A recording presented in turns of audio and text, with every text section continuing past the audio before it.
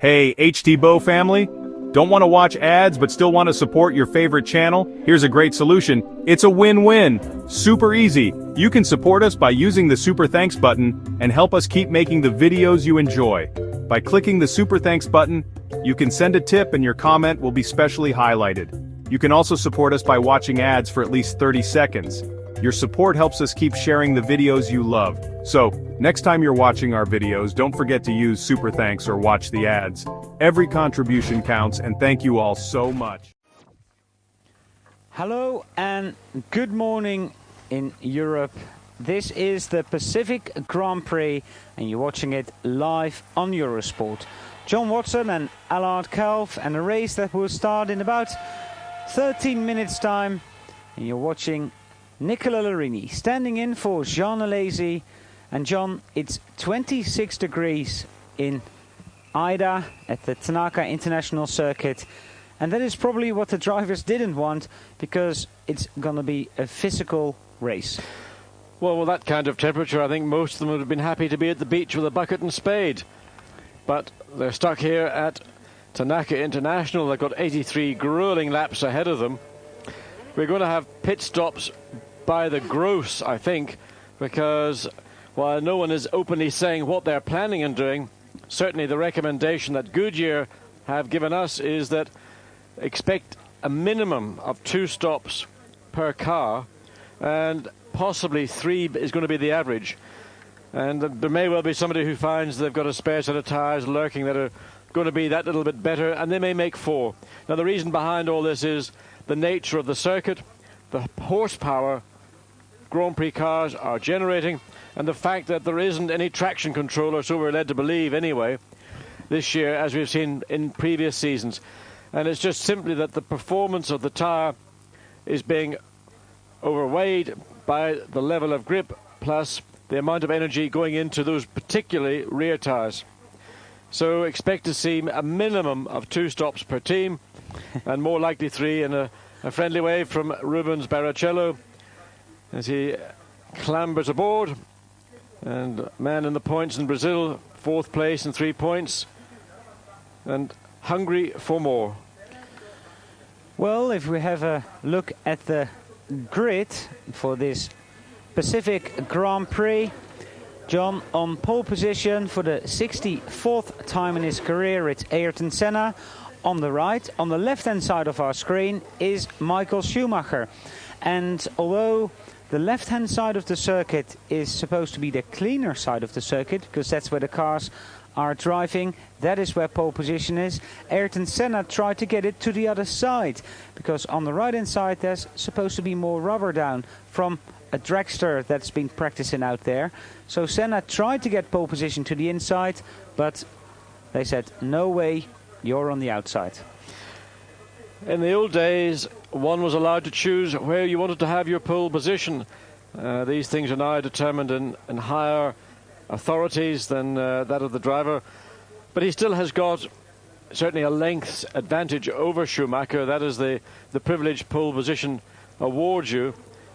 So we have just to wait and see. But, you know, the battle of psychology that's been going on between the two teams and between Senna and Schumacher, that's just adding to it.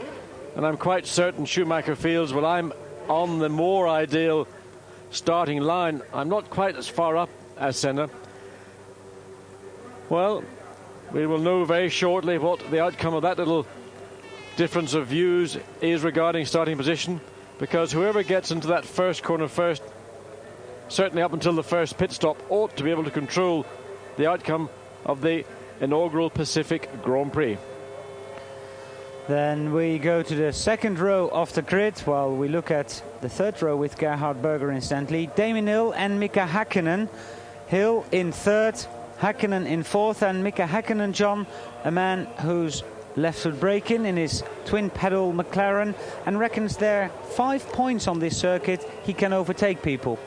Well, when Martin Brundle, who is Häkkinen's teammate, said there are 3, I was somewhat sceptical. And I don't know whether Mika is trying to sort of become the joker in the pack or whether he really believes it. But having watched all around the circuit over 3 days of running, I would like to know where the other 2 spots he considers are possibilities. Now, Mika, of course, is able to brake with his left foot. He doesn't have to think about it. It's an automatic reaction. And it may well be he sees a couple of spots where he, if he is sufficiently close, has got the opportunity to dive down the inside. But a dive is what it's going to be.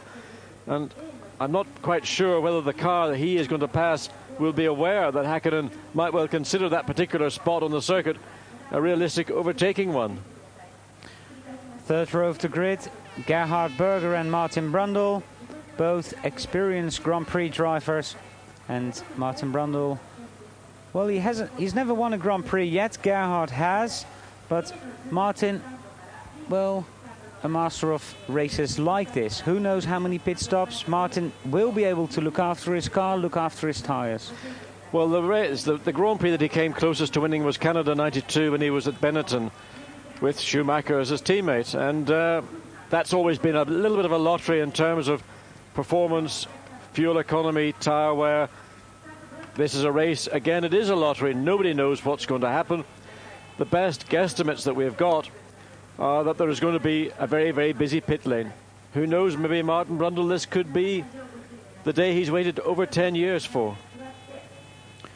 Then we move to the row with Nicola Larini and Rubens Barrichello. Barrichello equaling his best qualifying performance ever, and Nicola Larini standing in for Jean Alesi, and, well, exactly one row behind team leader Gerhard Berger. And I think John a little bit disappointed not to be closer to Berger, although he was only 0.6 of a second behind him. I think Larini has done everything that has been asked of him. He stepped in at the last minute. He hadn't had any time to test with the 94 chassis, so it was all a little bit new to him. And having come straight from Belgium, where he was taking part in the German Touring Car Championship in a four-wheel drive Alfa Romeo, and jumping into a Grand Prix car, as good as that Alfa Romeo is, it ain't a Grand Prix car. And the weight, the difference in braking potential, the handling, all those factors, they just take a little bit of time to get accustomed to. So I think Larini has fulfilled all expectations of him here this weekend. We are waiting for the warm-up lap for the Pacific Grand Prix in Japan. And just to round up the top 10, Christian Fittipaldi 9th and Jos Verstappen is 10th. Looking at pretty pictures from Japan, and we're going to take a short commercial break, and then we're back for more action from Japan here on Eurosport.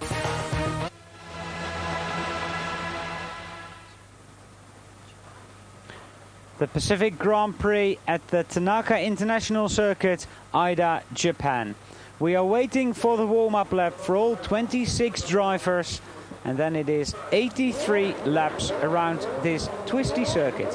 The front row of the grid, Ayrton Senna and Michael Schumacher. 64th pole position for Senna, Schumacher equaling his best qualifying performance. Damon Hill and Mika Häkkinen occupy the second row of the grid, while the third row of the grid is for Gerhard Berger and Martin Brundle. Then it's Nicola Larini, Rubens Barrichello, Christian Fittipaldi and Jos Verstappen. Heinz-Harald Frentzen 11th, Mark Blundell 12th, and Blundell very quick in the morning warm-up. Then it's Morbidelli, Katayama, Alboreto, Comas, Pierluigi Martini and Eric Bernard in the first of the Ligier Renaults. Carl Wendlinger disappointingly in 19th position, and Aguri Suzuki on his return to Formula 1 in 20th. Johnny Herbert and Pedro Lamy make it. Two Lotus on the 12th row, and the last row, the Simtex of Roland Ratzenberger and David Brabham. So that's the grid for the Pacific Grand Prix here in Japan. And while we're going to have a look at the Drivers' Championship, of course being led by Michael Schumacher after his win in Brazil. And that top 6 is exactly the same as the top 6 in Brazil.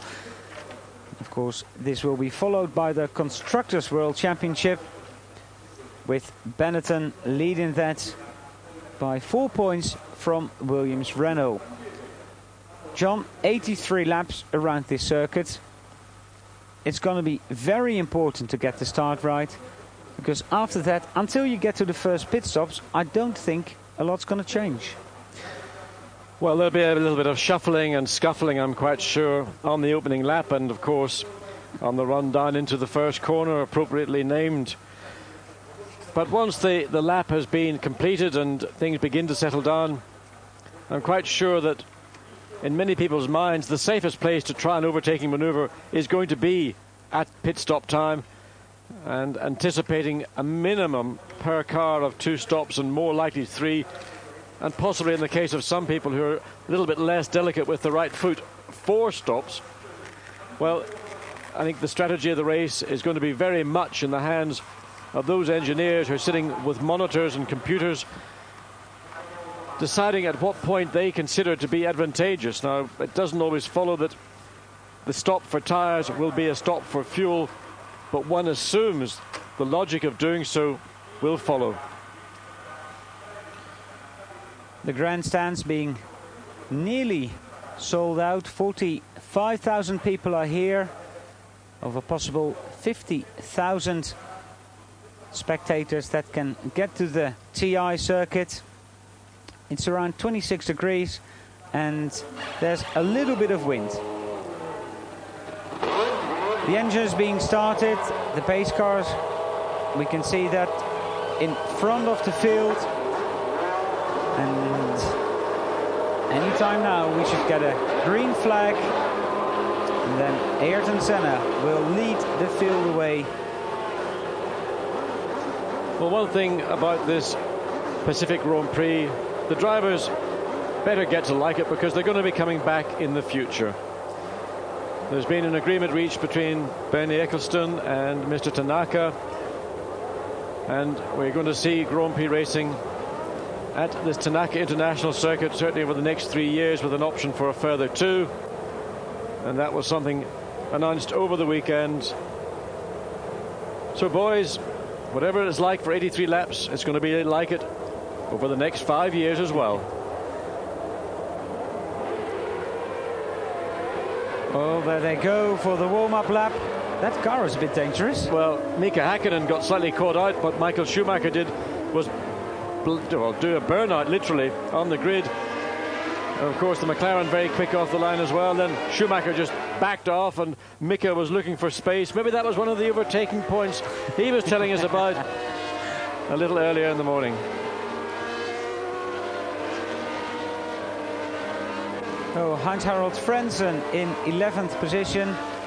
Did 1 extra lap this morning during the warm-up. He passed the checkered flag twice, but we got a bit of telling off from the clerk of the course, and that's all he got for it. He didn't get a fine or anything. And the excuse Heinz-Harald used apparently was that, well, I wasn't awake yet, to be honest.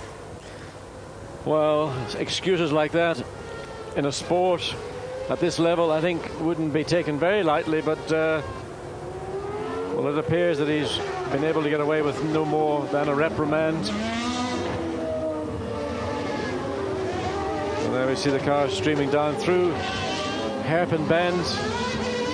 That's going to be favoured spot on the opening lap, in my view, for the quick and the brave to go down the inside. But on the opening lap, with cars basically all tightly packed together, it's rather reminiscent of Manicourt, the hairpin bend at the end of that long straight at Manicourt. And we've seen just what can happen when you come down from high speed down to relatively low speed. The pack bunches up. It's the wave effect that we see so familiarly on our humble motorways back in the UK. So it is a factor here this afternoon.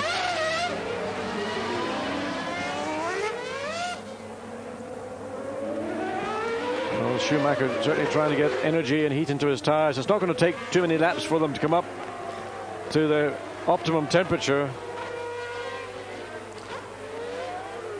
So while Ayrton Senna takes his place on the grid, the last cars still have to get on to the main straight.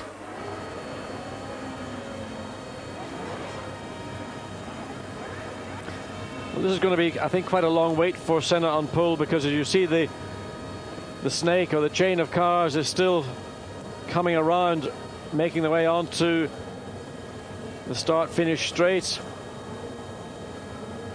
And And Senna will be very anxious indeed to get proceedings underway. Ayrton Senna on the right side, behind him Damon Hill, and then on the left we see Michael Schumacher, followed by Mika Häkkinen, and there is Ayrton Senna. That is Michael Schumacher.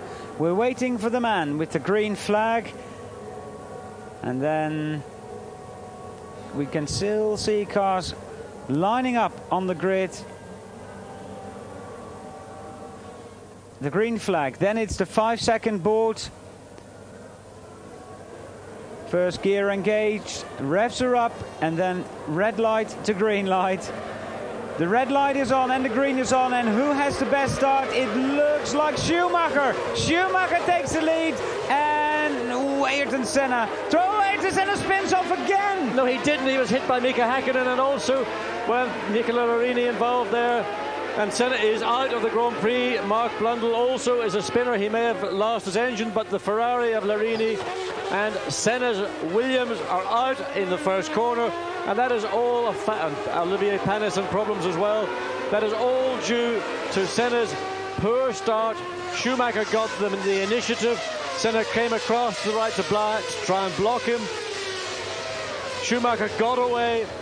He then had Mika Häkkinen directly behind him, and it appears to me that Mika might just have tipped the rear wheel or the wing of Senna's Williams, and Larini, nowhere to go, bumped into, and this, well, who could have written a script just like that? So Michael Schumacher leads the Pacific Grand Prix, and for the German, that is a dream start, to say the least. Let's look at it again. Schumacher just a better start of the two. Well, look, Senna tries to come across the block. He tries to go down the inside of Schumacher. Suddenly, there is contact. Mika Häkkinen tips the back of Senna's Williams. Larini, nowhere to go, bumps into the right front, and in fact, that's what caused, ultimately, the retirement for Senna. And, well, I don't know what to think about. Let's look at the overhead shot. You see Senna trying to sneak underneath, and contact from Mika Häkkinen, unintentional contact. Larini forced out Blundell in his Tyrrell, a spinner in the middle of the pack as well. Well, Blundell, John, was hit by Eric Comas, and well, that's not a happy Frank Williams, and that is very definitely not a happy Ayrton Senna. Well, starts of races are always very tense times indeed, and Schumacher comfortably leading on the second lap. Mika Häkkinen in second place. And really, I mean, he must be laughing all the way around the lap. I mean, I'm sure he's sad that he doesn't have a battle, but his principal challenger, the man he was most concerned about, is out walking back, and bitterly, bitterly disappointed that for the second Grand Prix in '94, there are no points in this championship challenge. Ayrton Senna walking back to the pits, and it is Michael Schumacher who leads Mika Häkkinen, and then it's Damon Hill. But look at the lead, Schumacher is pulling out.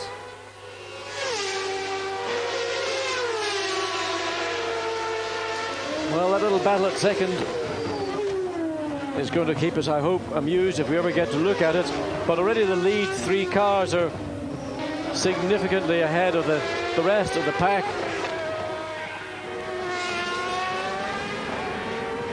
2.7 seconds after one lap. That is quite a lot, I should say. Gerhard Berger we see in fourth position. There also Larini walking back. Barrichello fifth.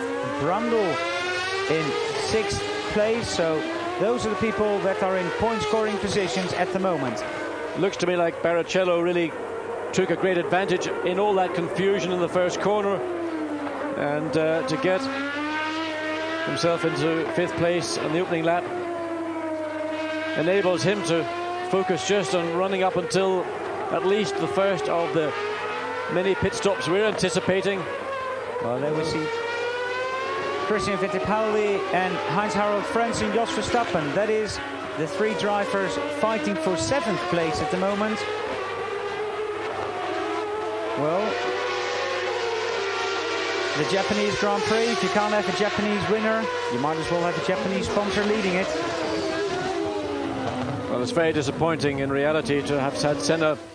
And here we see the start from on board with Gerhard Berger. And as ever, action all around the circuit.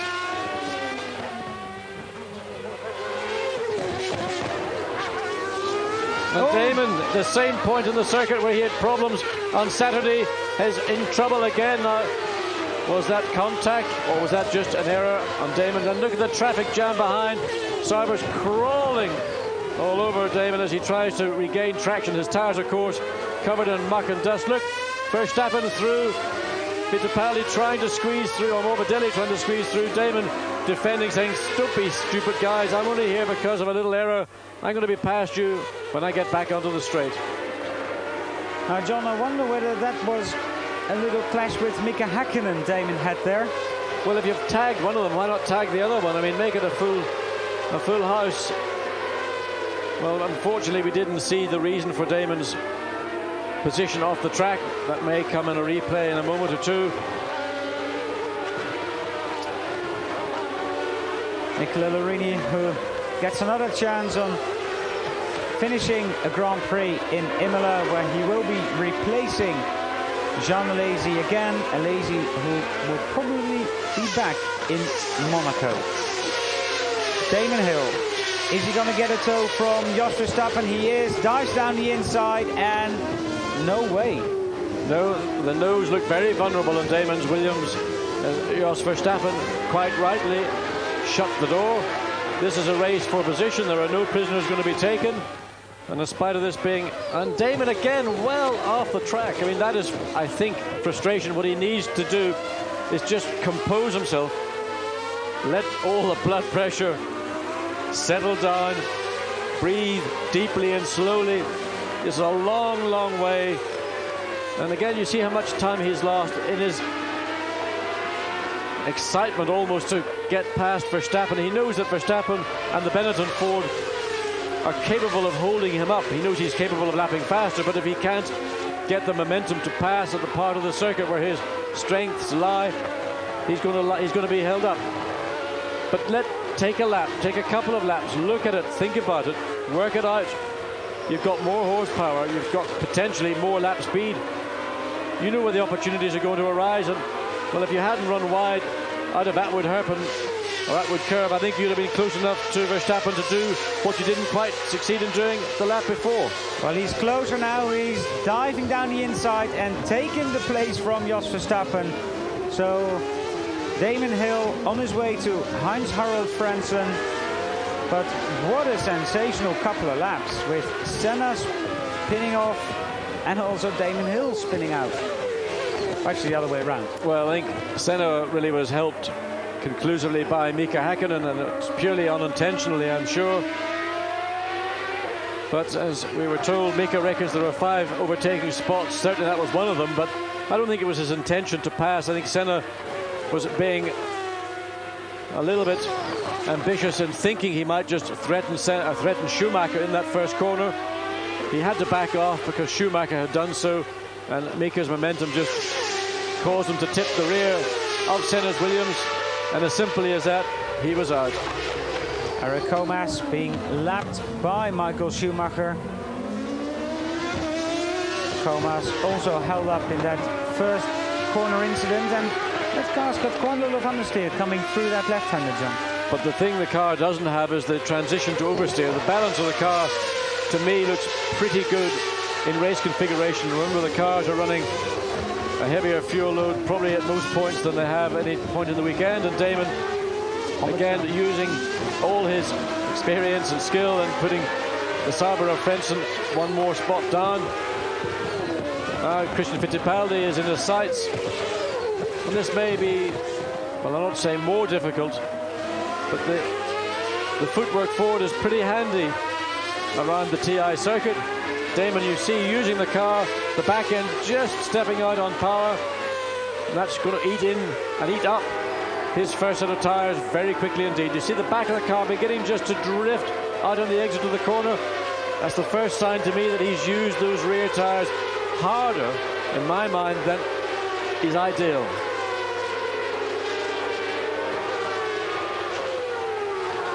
Oh, Damon Hill on his way to Christian Fittipaldi, and right in front of Fittipaldi are Brundle, Berger, Häkkinen and Michael Schumacher, still leading the Pacific Grand Prix. Well, and who would have thought, John, that after 2 Grand Prix, Ayrton Senna would have 0 points? I mean, it is unthinkable.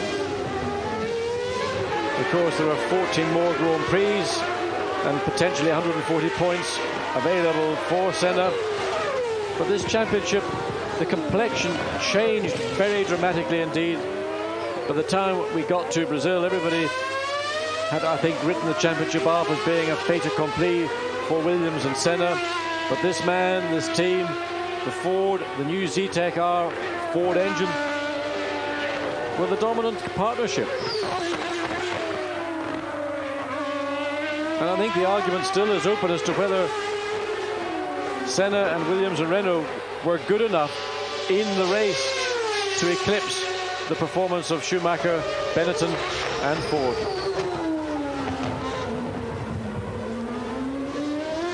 Well, Barrichello benefiting from Damon's moment some 4 laps ago, up into 4th place. Well, the top 6 with Schumacher, Häkkinen, Berger, Barrichello, Brundle and Fittipaldi. And we're riding with race leader Michael Schumacher. Fortunately, the engines sink and the pictures are out. And that isn't his engine sounding rough. That's just the fact that the sync isn't correct. But I mean, at the dream start, the dream position for Schumacher. Brundle and Barrichello battling away for 4th and 5th places. And a little bit of understeer from Barrichello as he came through what we euphemistically call Hobbs Corner. And John, Damon Hill's gone past Christian Fittipaldi and is now on his way to Martin Brundle. Well, tyre stops. How many are we going to see per car? I know one of the Benettons is supposed to come in around lap 21-22, and I know that's not the leading car that's planned to be coming in then. Well, I can't imagine where, Allard, you got that information. But certainly a Benetton, I would expect. And of course, again, this whole thing, we're talking about strategy. Benetton's strategy probably has been adjusted, or will be adjusted, now that Senna is out of the Grand Prix. Damon Hill, of course, running just outside, just into the points now, is not at this point a threat to Schumacher, so they can afford to expand any strategy they may have already had in place. There's Mika Häkkinen, a lonely 2nd place at the moment. And you see the black on his nose going from where he just tapped Ayrton Senna into a spin. And this is one of the opportunities Häkkinen has been talking about, because as they finish this very fast Mars S, he will consider sliding down the inside, but not close enough to do it. Of course, Peugeot still developing their V10. This is the A6 version of the V10, the 4-valve per cylinder, and getting very close indeed. And Kumas's car is quick in effect down the straight, and Häkkinen are unimpressed. Well, sort of saying unimpressed initially, but thank you very much anyway.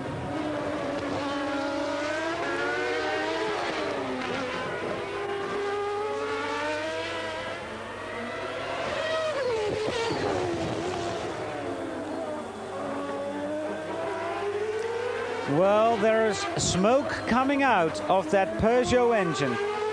The back of the McLaren, it doesn't look very healthy, John. Well, it just seemed under braking into a couple of those corners directly behind pits. And I'm not sure it's from the engine. It's a fluid of some description, an oil of some description. But it doesn't appear to be affecting the car when it's under power. It just was, as the car rolled into a corner off throttle, a little trickle came out. So it could be anything. But let's keep an eye on that car.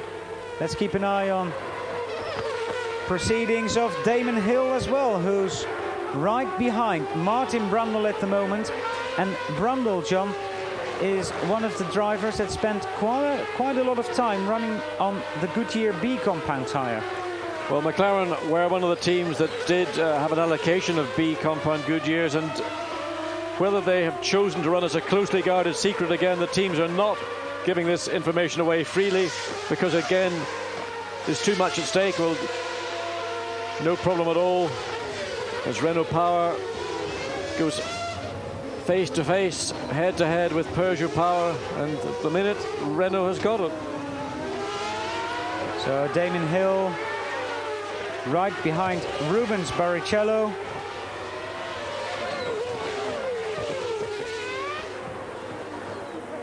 But O'Day, Damon has really got to work for it. We never saw the cause of that little spin he had on the second lap, but it did lose him quite a lot of time. Well, there's the replay of the overtaking at the end of the straight, and really no problem for Damon. He had the advantage of speed down the straight. He was out early enough to get alongside Martin. Martin recognised this is the time to give up my position. And now let's see how the young Brazilian copes with pressure. Again, same situation, big horsepower advantage in favour of Damon Hill. Looking down the inside, and Damon, wait, look, you've got the advantage of power.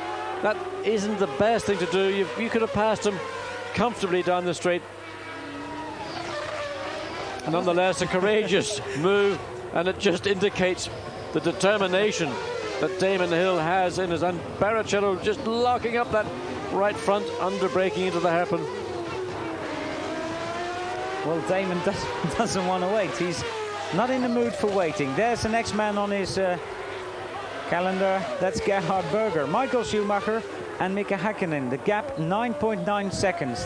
Then it's Berger and Barrichello, but it's now Berger and Damon Hill, as you can see on your screen. Martin Brundle in 6th position, and then it's 7th Christian Fittipaldi, 8th Frentzen, 9th Verstappen, 10th Morbidelli, 11th Katayama, and in 12th position Michele Alboreto. Then it's Pierluigi Martini in 13th, Carl Wendlinger, and those other drivers still going rounds in this Pacific Grand Prix. What Barrichello and Martin Brundle must be hoping for, but of course it's all gone now, was to be dragged along with Damon Hill up to Gerhard Berger. But the speed that Hill is running at, certainly the quickest man on the track, I would say, is just too fast a pace, and contact has been almost broken off as soon as Damon took away 4th place from Barrichello. But Schumacher coming on to pit straight, being economical, not running over the curbs, driving a very measured race at this point.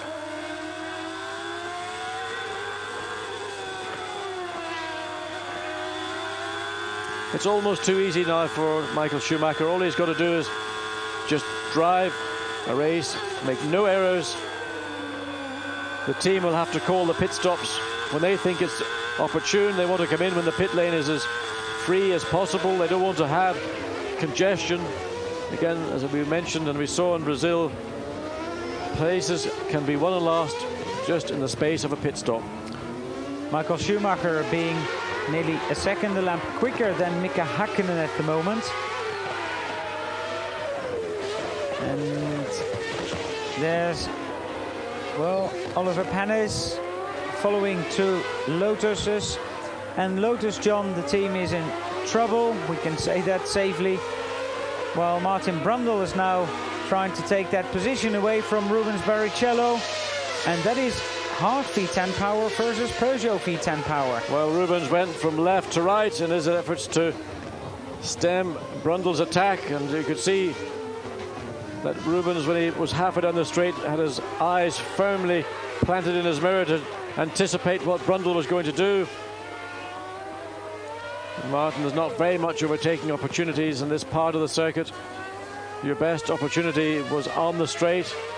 We've said that it is easily defended, and the straight line performance of these two cars is probably very similar. The horsepower of the V10 Hart and of the V10 Peugeot probably within 10 or so horsepower.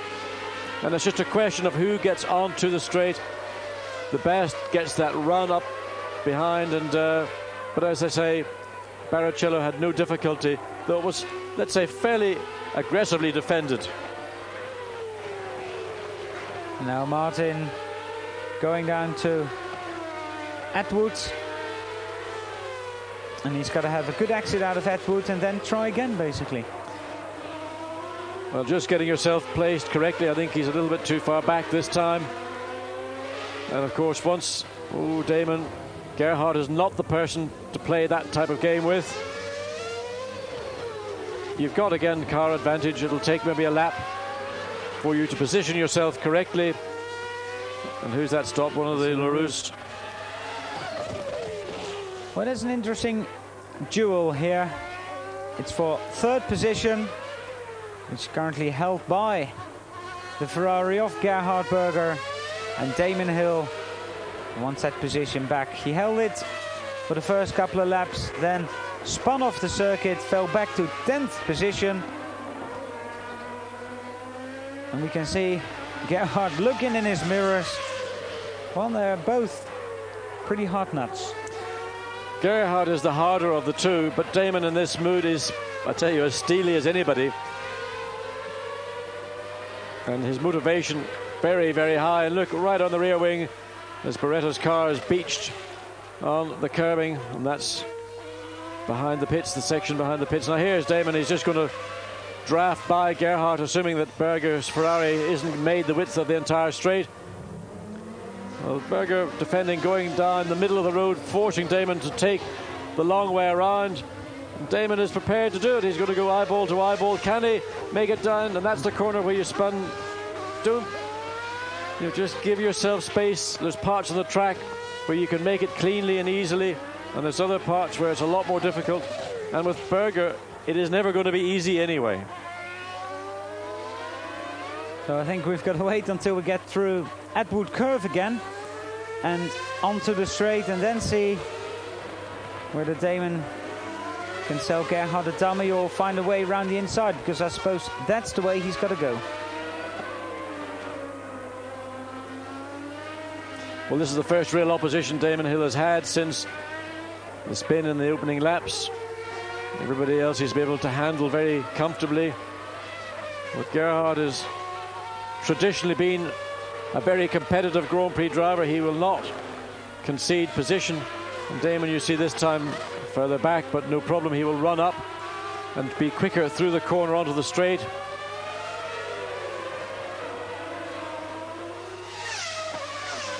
But the gap on this lap certainly too great. I don't know what happened there. Damon seemed to lose a little. I don't think so. I think he's just giving himself a moment. He's charged like mad in these last 10 or 12 laps. And sometimes, you know, just you want to catch your breath. And Mika Häkkinen the first into the pits. And giving it lots and lots of Peugeot V10 power as he slides in. That's the first of the leading group to make a pit stop. Fuel in.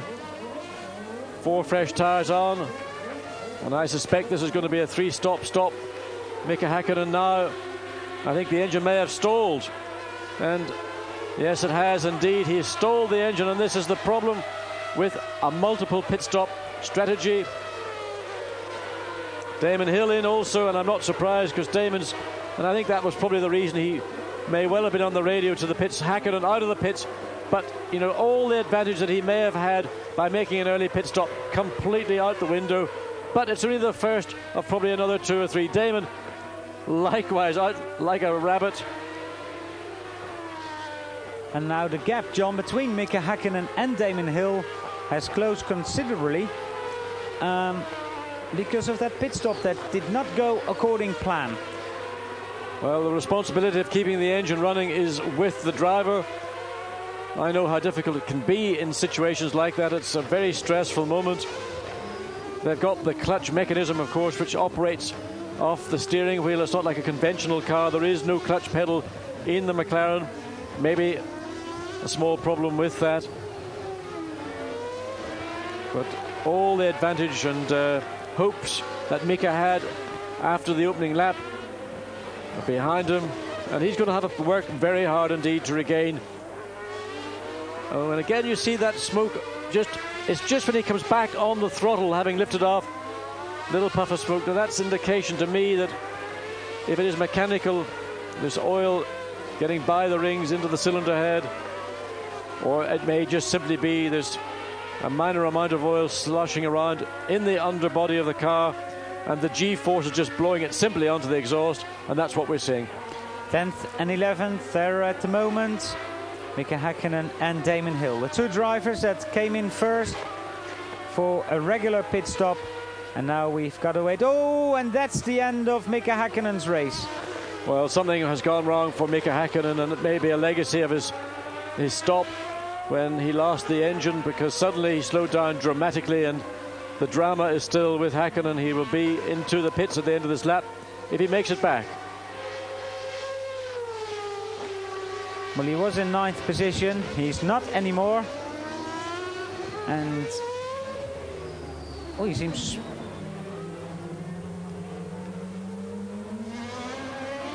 Well, does that look like an engine problem or a gearbox problem, John? I mean... Well, I think we're only going to be second guessing, but exactly. It's certainly a problem that is preventing him driving his car at a competitive speed. It happened pretty dramatically, and you saw how quickly Damon Hill was able to pounce and overtake and pull away. Well, back to race leader Michael Schumacher, very comfortably in the lead now. Of course, he is yet to make his first stop, and I'm quite certain that Ross Brawn and all the engineers in Benetton have looked at alternate strategies, and of course they'll be talking to Schumacher if and when necessary. Michael Schumacher leads the Pacific Grand Prix. We're back after the break.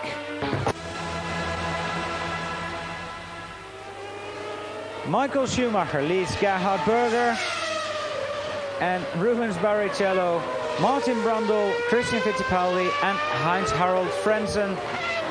You're watching the Pacific Grand Prix from Ida, Japan, here on Eurosport. And John, that Ferrari, Gerhard still hasn't made a pit stop, but it looks very good. Well, that's going to bring a little bit of cheer to the hearts of all the supporters of Ferrari as we see the first Benetton into the pits. And that is race leader Michael Schumacher coming into the pits. Coming in very much more cautiously than we saw Häkkinen. The Benetton team have rehearsed these pit stops to the point of an absolute perfection. 8 seconds. And that's about the best we've seen. We didn't get to see how quick Williams and Damon Hill were, but I suspect it's sufficient to maintain Schumacher's lead of the Grand Prix. Mika Häkkinen explaining why he retired from this Grand Prix. He suddenly slowed. He's probably also explaining what happened with Senna in that first corner. Well, there's second place man Berger. In the lone Ferrari, of course, Nicola Larini involved in that opening corner shuffle when he was sort of punted out to the left and he made contact with the right front suspension on Senna's Williams. But for Gerhard, it makes a change to be running at the front in a Ferrari in a Grand Prix.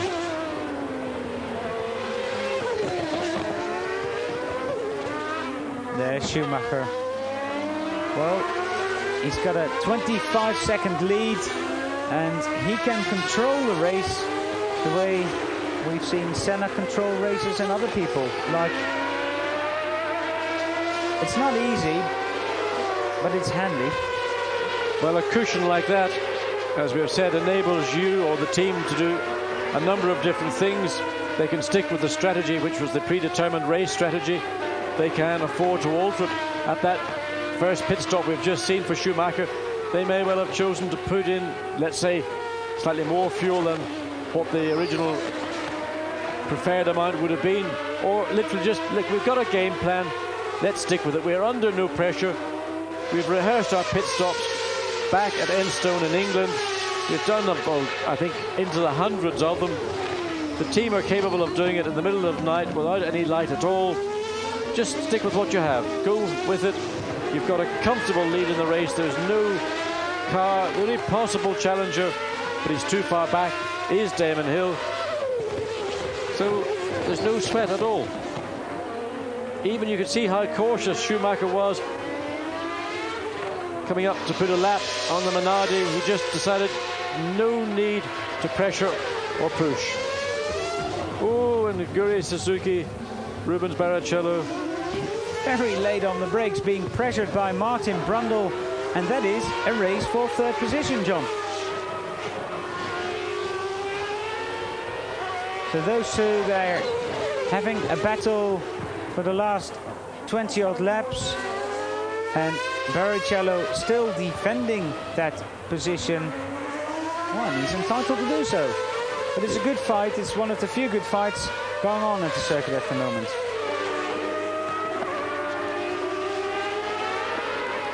And there we see Gerhard Berger. So that was second, third and fourth place cars in one shot. And for Rubens, it's well, he finished fourth in Brazil. That was his best result ever. He equaled his best qualifying performance and running around third. And this equals what he was doing back at Donington at the European Grand Prix last year, when he was robbed of a podium position, and in fact Jordan's first podium chance as well, when they had a fuel pump problem in the closing laps of that Grand Prix. So he's not going to give it up to Martin Brundle or anybody. And there we see positions. Oh, and again, very, very late on the brakes and losing momentum. He goes so late and deep into the corner to defend that he therefore is that little bit later getting on the power, and that's where Brundle is able to again run him down. Of course, Berger, Barrichello and Brundle have not made a pit stop yet. Damon Hill, who is following them, has made his first tyre stop, and so has race leader Michael Schumacher. It's interesting to see, John, where Barrichello gains and where Brundle gains. I think it's a bit on one corner one gains, on the next corner he loses. It's a question of getting in certain parts of the circuit. I mean, Brundle will now, in my view, catch up through these very fast S's on the run into Atwood Curve. But there's a point at which, with the speed they're running at and the aerodynamics involved, you can only get so close. Now, Brundle is well placed, in my view, to have another attack as they come down the straight. But of course, Barrichello is going to defend.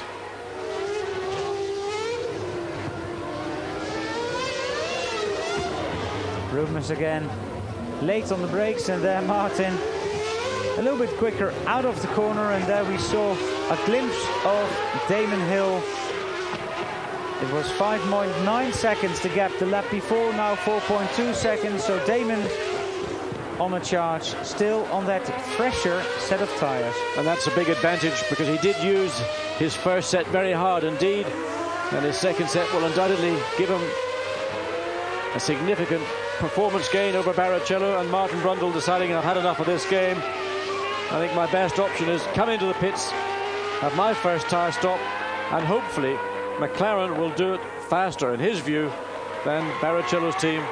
That's Jordan will do for Barrichello. So Damon Hill moves into third position now, because Gerhard Berger is in the pits, and also leaving two big black lines. And also Martin Brundle's gone into the pits. So Damon Hill is either going to overtake Rubens Barrichello, who is now running second. Just watching how Berger rejoined the circuit then, reminding myself of what took place in Portugal last year. Berger came from the right side of the track very abruptly across to the left to take the line for first corner. I don't know whether he's able to see at the point of exit if there's anybody there in the track or not, but it appears to me that it is actually blind. And, well, there was no traffic there when he rejoined the track, but nonetheless, it's something I think we should watch out for when the pit stops are coming more frequently and there is traffic at that point. John, you've said different strategies for the two Benetton drivers. Now, we've seen Michael Schumacher making a pit stop. We haven't seen Jos Verstappen in yet. He's now right behind Martin Brundle, but Verstappen maybe one stop less. It's very possible. I think that The team obviously very focused on Schumacher. That's their primary objective, but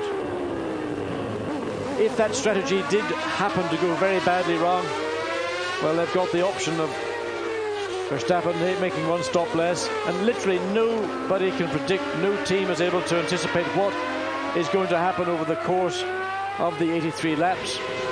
And for Goodyear themselves, they've said, look, you know, we feel that because of the nature of the circuit, without traction control and the amount of energy and load that is going into the rear tyres in particular, it is beneficial to have certainly 2, and I think the ideal is 3.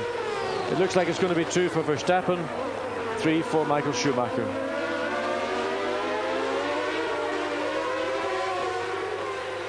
Eric Comas in front of this little group.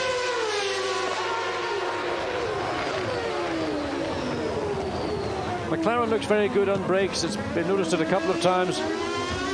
Unable to close very close indeed to the back of Fittipaldi in his footwork forward. And Comas, John, is well, Fittipaldi's not getting any closer to him.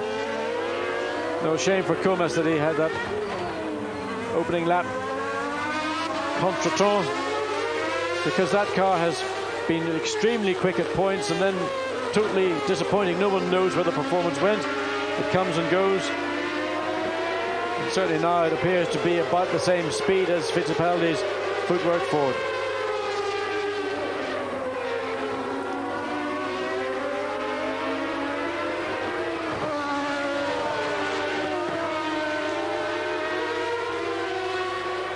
Well, not everybody has chosen to go the recommended Goodyear C route, certainly at the start of the race. Rubens Barrichello and Martin Brundle, they had sets of the B compound tyre. Now Goodyear reckoned that was about 7/10 of a second a lap slower. What they will have done at that first stop, we don't know, but certainly they did start on that B compound. That's the information we're getting back. Now that first run is over, the teams are not quite so reluctant to let us know. So Brundle still trying to find a way past Fittipaldi, and there's Damon Hill trying to find a way past Rubens Barrichello, and we've seen Brundle try that as well. Yeah, Damon's task, of course, is, I think, that little bit easier. He's got considerable amount of a power advantage, and again we saw that happen before, the same point in the circuit when he overtook Barrichello for the first time on his charge back up through the field. Same point in the circuit, exactly the same move. I think he likes it down at Atwood curve. So Damon Hill moves up to second position when Michael Schumacher has crossed the line to start lap 31 out of 83. So there's still plenty of life left, John, in the race for Damon to close up, or it's not over yet. No, not just watching what Barrichello's been doing and getting that information. It does seem to me that Jordan are looking at a 2-stop race for Barrichello, and the same for Aguri Suzuki.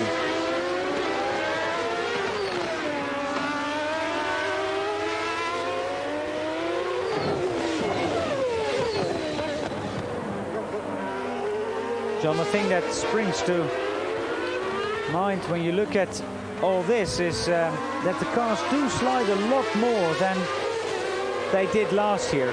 Great, isn't it? It's lovely. I love it. I mean, even more than in Brazil, it seems. But it's like they're sliding around. You can see the cars work. The drivers have to work. It's brilliant. Well, the objective of the changes was to put the control of a Grand Prix car into the hands of a Grand Prix driver, and not into that of the computers and the engineers that designed those systems. And I'm certainly very happy to see more movement from a car, to see a car in fact sliding, or in relative terms sliding. It's difficult sometimes on these long shots to see the subtlety of it, but it is there, believe me. Verstappen closing up on the battle between Christian Fittipaldi and Martin Brundle. And John, the Verstappen and Schumacher did 4 laps this morning, and well, Schumacher did 8. He did 4 in the spare car and 4 in his race car. And the reason said was that the engine life is around 330 to 350 kilometers, and they just cannot or don't want to do more laps just to keep the engine as fresh as possible. Well, if you've got the luxury of being able to do that, it's a great way to preserve your engines. Of course, there's a slightly revised piston package in the Z-Tech-R from Cosworth, and they are in Verstappen's car as well as in Schumacher's car. And the reason is that basically it's a more reliable piston. And that engine, the highest revving V8 engine ever built. Well, the facts and figures about not the HB, about the Z-Tech-R are amazing. And Ford have produced a leaflet on what it's capable of doing, and when we get a quieter moment in this Grand Prix, we can certainly give our audience some of those figures. Well, we've seen the top 6 on our screen, with Martin Brundle nearly a lap behind, and there we see Verstappen in 7th. He's the last unlapped driver, and then he will be lapped by his team leader Michael Schumacher fairly soon. So that is the situation here at the Pacific Grand Prix. We're going to take a short break here on Eurosport. Please rejoin us after that for the rest of the Pacific Grand Prix from TI in Japan.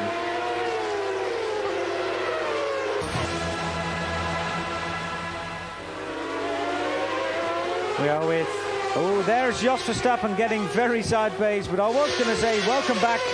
We go running with race leader Michael Schumacher. There we see him in front of the other Benetton Ford. We're on lap 33. We've got 50 laps to go.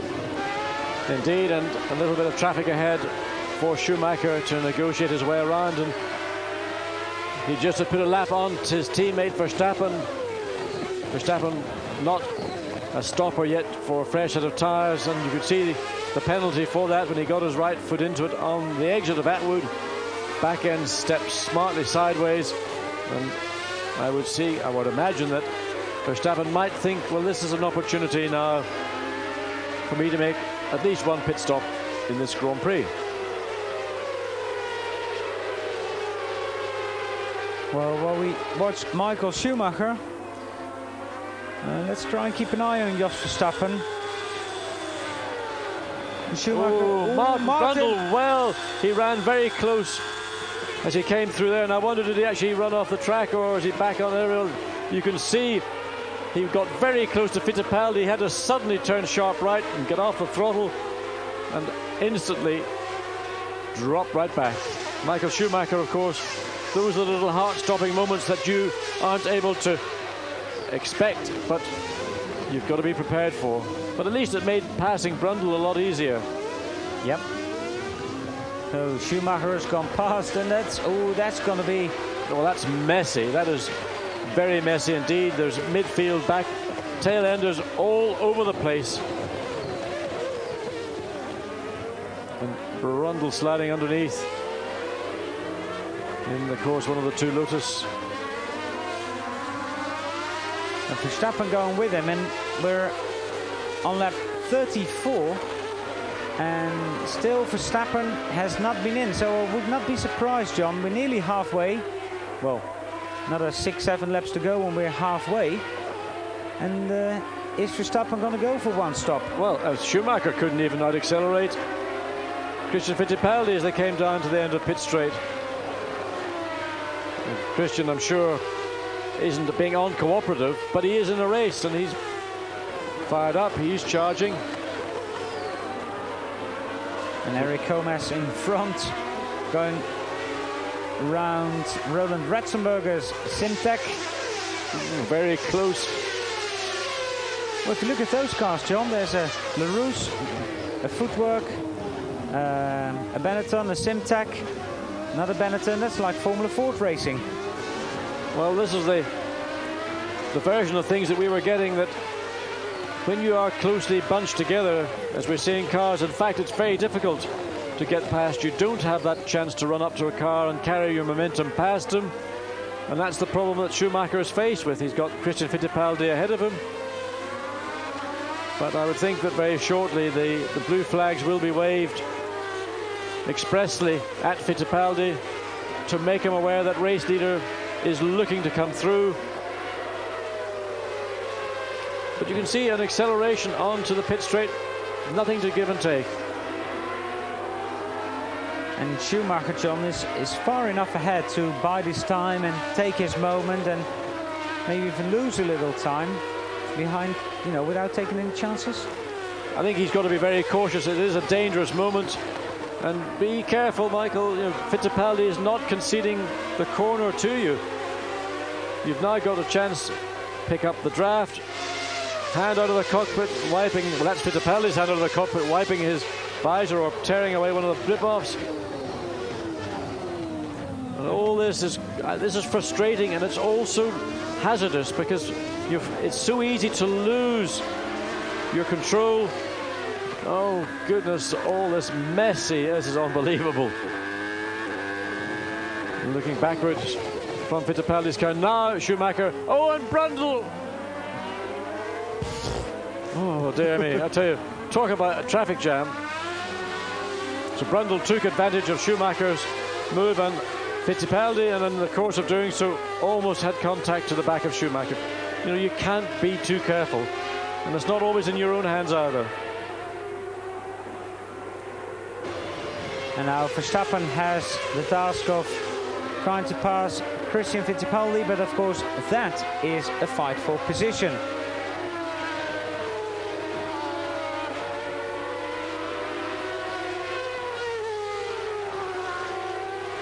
And I think, John, Michael Schumacher is a very relieved man to have passed that bunch of cars. That was hazardous, I tell you. The number of cars running very close together, probably very marginal on grip, not necessarily in control at any point. A moment of, in my view, stay well out of it as much as you can.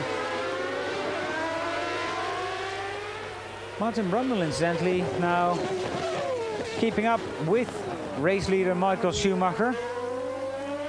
Well, I think Schumacher is just waiting for the clear opportunity to pass Comas, and you know, Comas out there racing as hard as he can, and second place man Damon Hill making his way down to the hairpin. He's got a clear track, of course, and he's probably taking seconds out of Schumacher's lead. But he, of course, will also have to be confronted by that bunch of 5 cars, so the seesaw effect will swing back in favor of Michael Schumacher. We're nearing halfway. Damon Hill on lap 40. Michael Schumacher has started lap 41 out of 83, and there Damon's going to be delicate with the throttle. But he throws the car into the corner. I mean, there's no delicacy there. That's just a big fistful of right-hand lock. And Williams, you did have problems here on the Thursday. Disappointment from both drivers about the car's handling and performance. Whatever they've done, and part of that is very accurate measurement of ride heights, and they've found time and performance as a consequence of adjusting the ride height of their car over what they thought they should be at when they arrived to run on Thursday.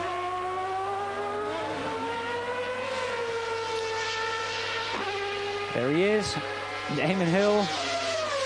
So also there was a report in a French newspaper that the RS6 engine was not as good as the RS5 engine. Now the RS5 engine I thought was a beautiful engine.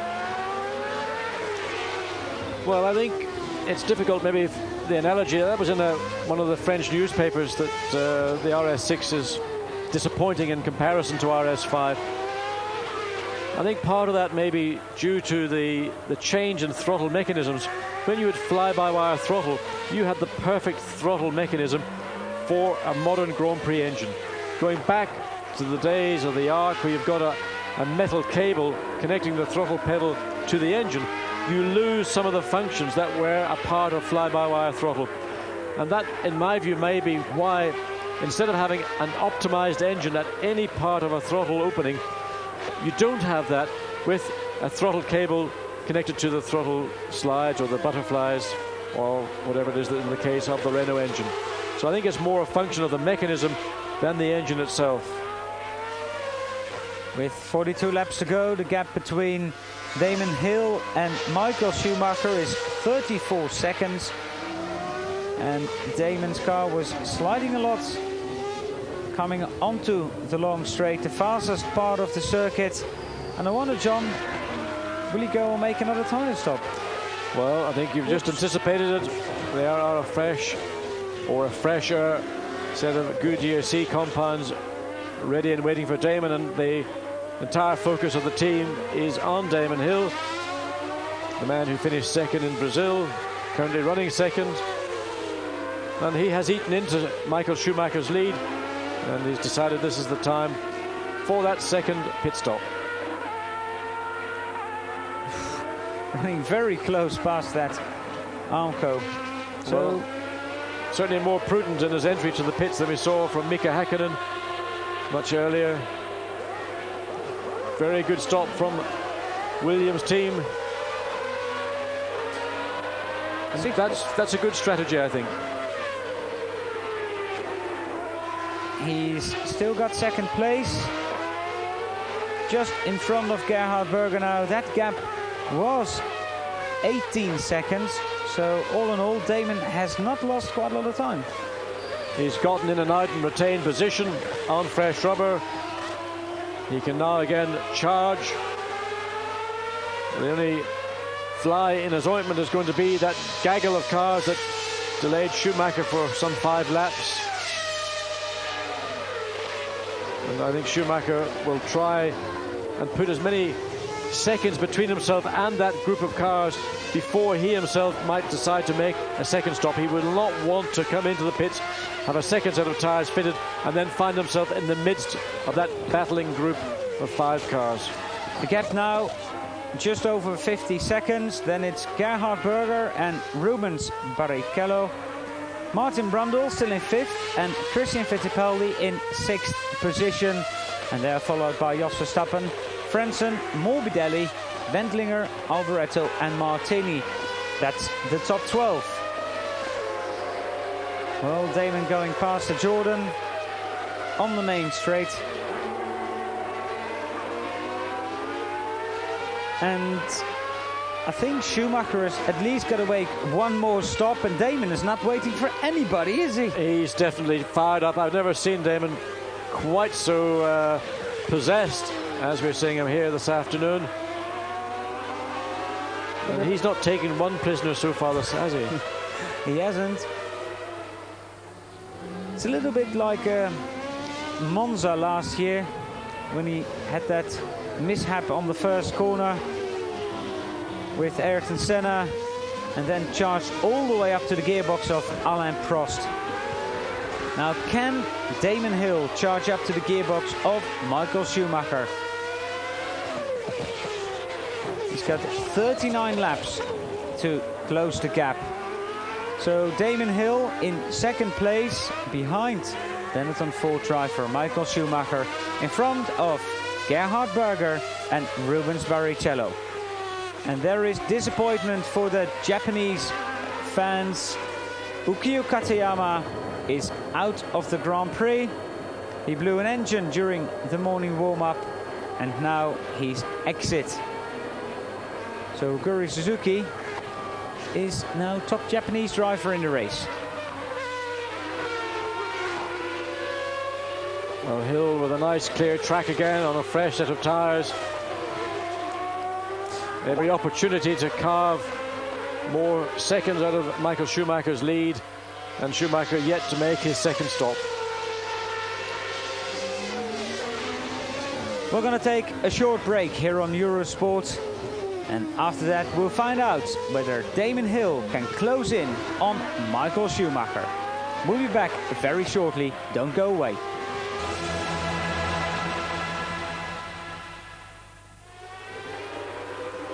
Welcome back on Eurosport, and that's the end of the other Japanese driver, Aguri Suzuki. So no Japanese drivers in this Pacific Grand Prix. Very sad indeed. Well, we've been focused on Jos Verstappen, and there's a lot of dust, and Christian Fittipaldi goes into the pits for a tire stop. And we're wondering, is Verstappen going all the way? Well, I don't think he is going to go all the way, but I think he may only be making one stop. And certainly, to be this far into the race without stopping. Well, Katayama making his way back in the Japanese press, capturing the moment.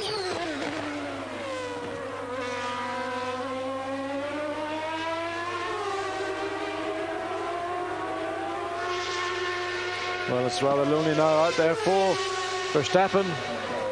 He's pulled away from those behind and nobody immediately in sight. And Verstappen, for the first time today in the points, taken over 6th position from Christian Fittipaldi. And, well, 2 Benettons in a point scoring position. And it's the only team that's got 2 cars still in the top 6. Well, that's all he's been asked to do, bring your car home in the points.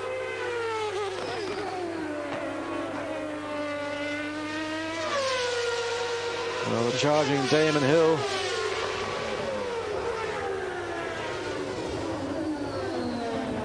Well, if he gets onto the podium, I do hope we see a smile from Damon. I know sometimes he sticks a lemon in his pocket before he goes on the podium just to make sure he doesn't smile. And he's driven a hard race to date. He's shown aggression. I'm delighted to see it.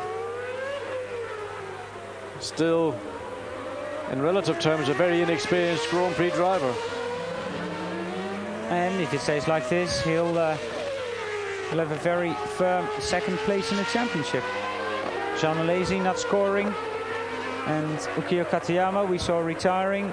Rubens Barrichello could score points, so, and of course Wendlinger, but Wendlinger not in the top 8 at the moment. And look at Schumacher.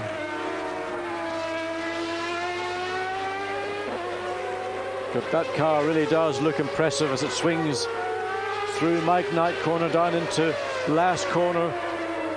Confidence written all over this drive from Schumacher. You can see when he turns and he's able to lean on the car. He has so much confidence.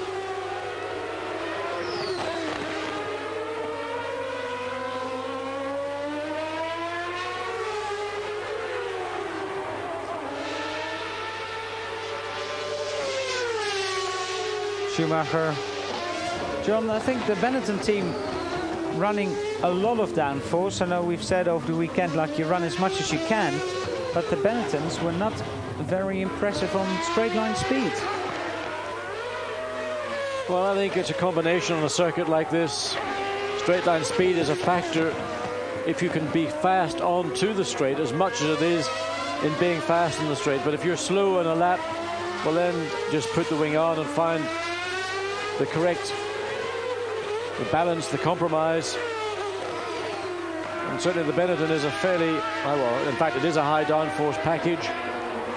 The next Grand Prix in San Marino will tell us whether it's a car that is good on a circuit which is undoubtedly an out-and-out power circuit. That's the Imola circuit with a very long straight. So we'll not be seeing the massive rear wing that we have here this weekend. Schumacher 55 seconds ahead of Damon Hill. Berger 3rd. And the last unlapped man. There we see the last point for Verstappen. And that is your top 6 at the moment. And there's a fight. Rubens Barrichello and Martin Brundle. Oh, and Damon Hill's retiring. Damon Hill is out of the Pacific Grand Prix. And, well, don't know what it looks like, but it's not good. Well, great disappointment, not least of all from Frank Williams.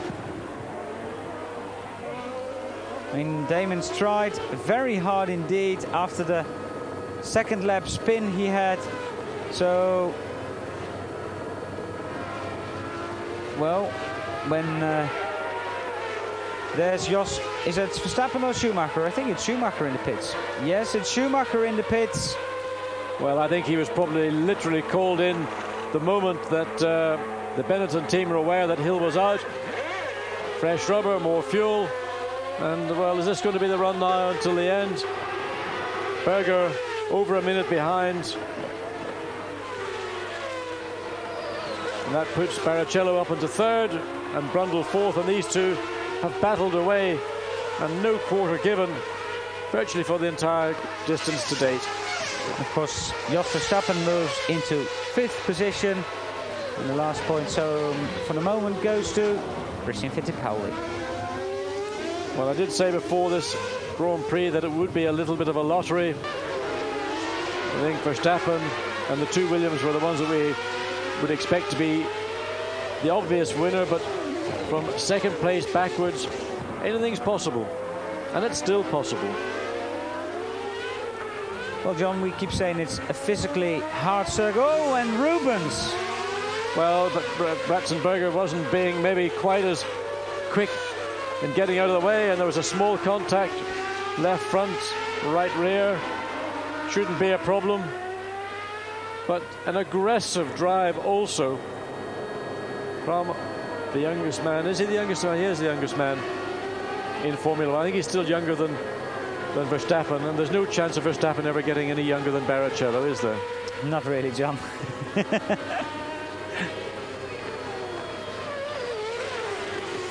So Damon Hill retired from this Grand Prix with a gearbox problem, John. That's unusual. I mean, Williams, their gearbox has been pretty well bulletproof. So, well, who would have actually thought of before the Grand Prix season started that you would have seen Senna not score points in either Grand Prix, and in fact both Williams not finish in the second Grand Prix.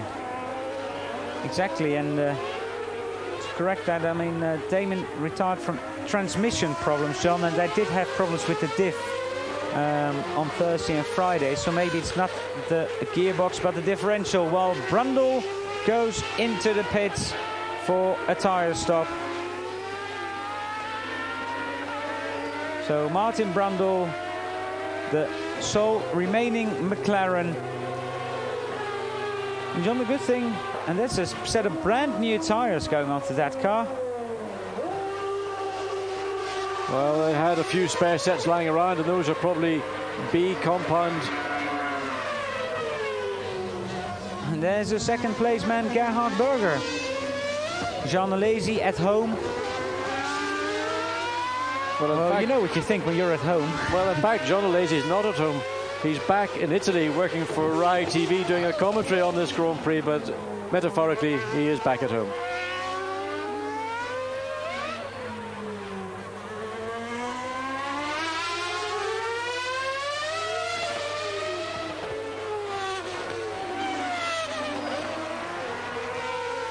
.55 seconds, the gap between Gerhard Berger and Michael Schumacher. So basically, John, I think if we turn this camera around, we should see a glimpse of Michael Schumacher not before too long.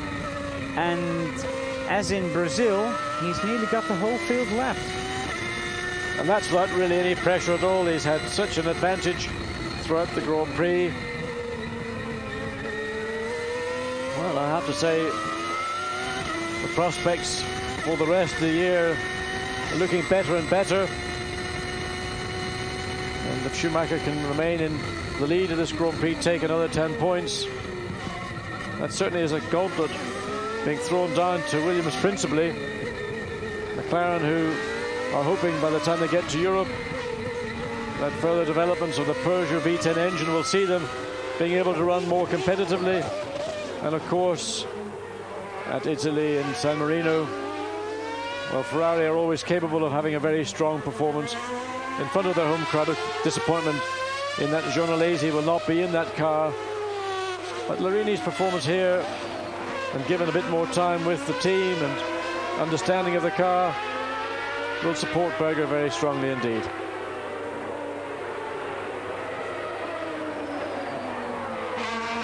With 29 laps to go, the gap we just saw between Schumacher and Berger, 52 seconds, so it'll hover around the 50-55 second mark. And there is the other Benetton in the pits, Jos Verstappen. And that is his second career pit stop. Gunn having a problem with the right front. And John, there's a lot of fuel going in that car. And well, it's a one-stop race for Verstappen. That appears to have been predetermined strategy. And in his case, I think probably... Oh, Jos! Well, brand new tyres, keep the engine running. Oh, that's... Is it buried or not? He's certainly, I think the bottom of the car is beached. And you see, yes, indeed, the underbody of the car is keeping the wheels out of contact. And look at this, look at the joy on one Ferrari engineer's face. And that is really, really disappointing. Well, Verstappen has made an unforced error. He had a good pit stop, a good strategy, in fact, for Verstappen, one stop. And here we see it again in replay. Just comes out of the pits, anxious to get ahead of the Sauber, and all of a sudden going backwards into the gravel trap. And I can well imagine the disappointment, frustration, and in fact, he's got to face now the wrath of his team as he walks back to the pits there as his team boss, expressing his emotions quite clearly.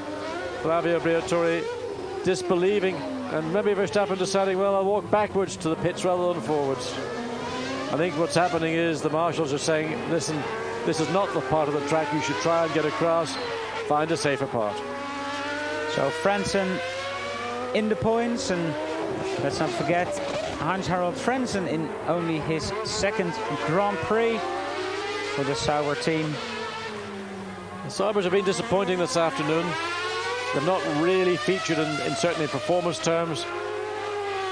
And I would have thought it, with that Ilmor Mercedes V10 engine, certainly I consider a very, very powerful engine indeed.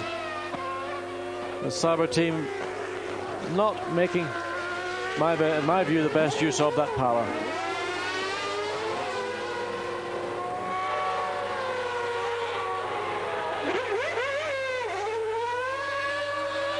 Berger just loves that, doesn't he? I mean, that's going up to what, 18 zillion revs now. Let's see if experience can get Berger through the first corner safely. Yes, prudence is more evident. And race leader Michael Schumacher is right behind him. Well, is Berger going to be a gentleman and let the race leader put a lap on the second place man? Well, I think we both know the answer, John. Again, Berger having a lot of understeer on the fresh set of tyres.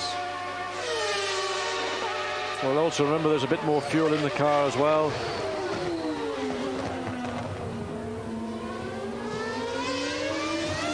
Well, two Teutonic heads on the racetrack at the same time. Virtually a lap between them. And I think Michael Schumacher would be better advised. Just let Berger go on and do what he wants to do. He's no threat to you. That's the advantage you have. It is a lap. And unless you can find a way of overtaking cleanly and without jeopardizing. Look at the wobble Berger had coming through Mike Knight corner. There's nothing for Schumacher to benefit or gain from by trying to put a lap on the second place man.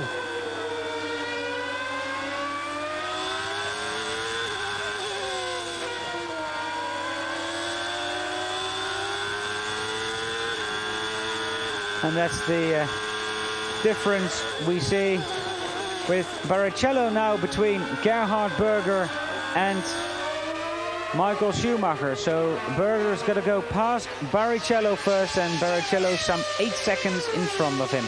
Then it's Martin Brundle, Christian Fittipaldi and Heinz-Harald Frentzen completing the top 6. And there's the rest of the runners. So, well, Jos Verstappen walks back to the pits.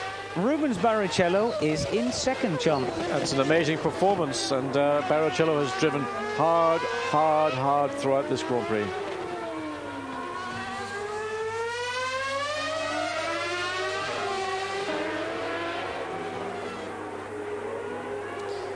There we see Rubens Barrichello currently in second position. Fourth position in Brazil was his best result ever. And currently running second with the Jordan Hart. And, well, one of Eddie's cars has never finished second either in the Grand Prix. That's true, and, well, let's not anticipate. We saw what happened last year back at Donington when Barrichello had a podium position all ready, waiting for him. And disappointment in the closing laps. And a very, I would say, feisty drive from young Rubens Barrichello. And drives like that are not going to go unnoticed by competitive teams. And, well, Eddie Jordan delighted in the knowledge that he has him firmly under lock and key. And an asset like that is not one that you would want to give up, let alone lose. There's a gap, 7 seconds between Rubens Barrichello in second and Gerhard Berger in third.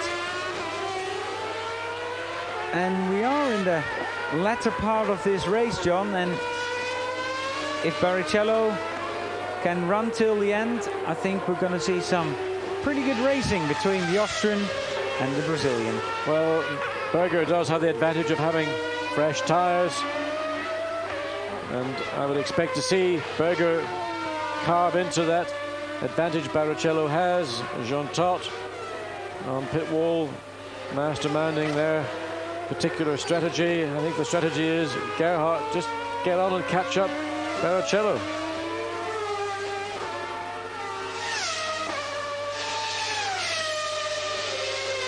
Well, he is catching Barrichello fairly rapidly at the moment. Well, he has him in sight. No, that's in fact the Sauber, but it'll be very soon that he will have him in sight. There he is. That's the length, some 400 meters that straight. There's 21 laps to go by the time we cross start finish, so everything is possible, I suppose. Well, certainly there's enough time for Berger to mount an attack on Barrichello, whether he'll have any success. We've seen that Martin Brundle failed in his attempt to wrestle position away from Barrichello. Berger, definitely the harder man of the two in terms of experience and aggression, plus he's got the tyre to carry him through. 6.28 seconds. So we're looking to see whether that's going to be reduced at the end of this 63rd lap. There we see Berger now has got to find a quick way past Heinz-Harald Frentzen in the Sauber Mercedes. Well, 5.7 seconds. It's closing very rapidly indeed. So that's half a second on the last lap to Berger's advantage. I don't see Frentzen being a problem particularly. But Barrichello really outstanding in this Grand Prix. Wise enough to see danger in the first corner on the first lap. Threaded his way through cleanly. And it's, you know, such an advantage when you can get with the leading bunch on those opening laps. You can build yourself a cushion, also a platform to attack from. And Barrichello has done a superb job to date. And equally the Jordan team have done and played their part in getting him in and out of the pits cleanly and efficiently.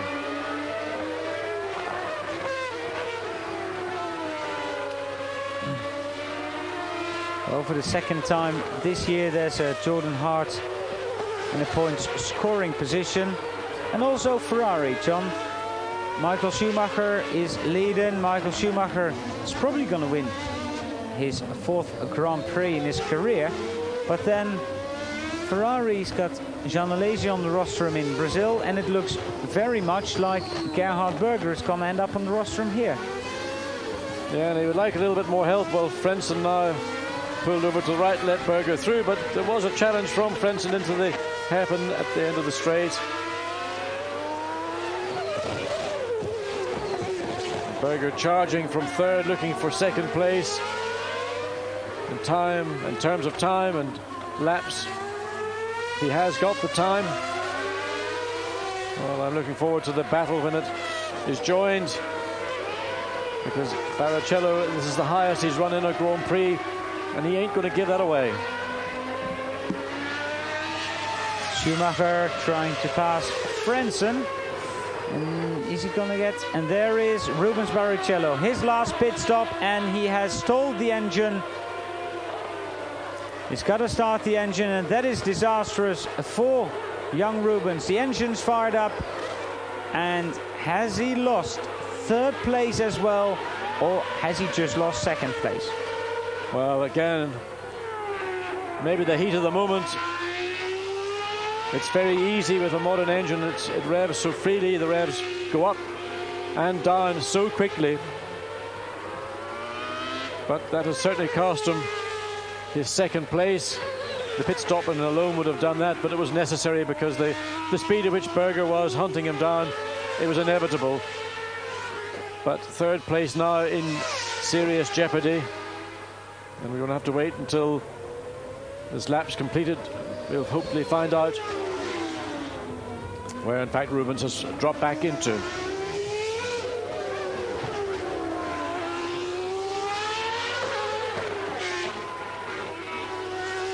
And then Rubens got to wait and see. Ah, well, he's back to fourth position. Martin Brundle only 4.7 seconds behind Gerhard Berger. And, well, is he the master that's going to end up in second place? Well, one thing's for sure, Martin Brundle is a long way ahead of Rubens Barrichello. And we saw in the early part of the race that Brundle fought vainly to pass Barrichello. And I think that looks pretty ominous that the top three, Schumacher, Berger and Brundle, that's how it's going to stay now until the end.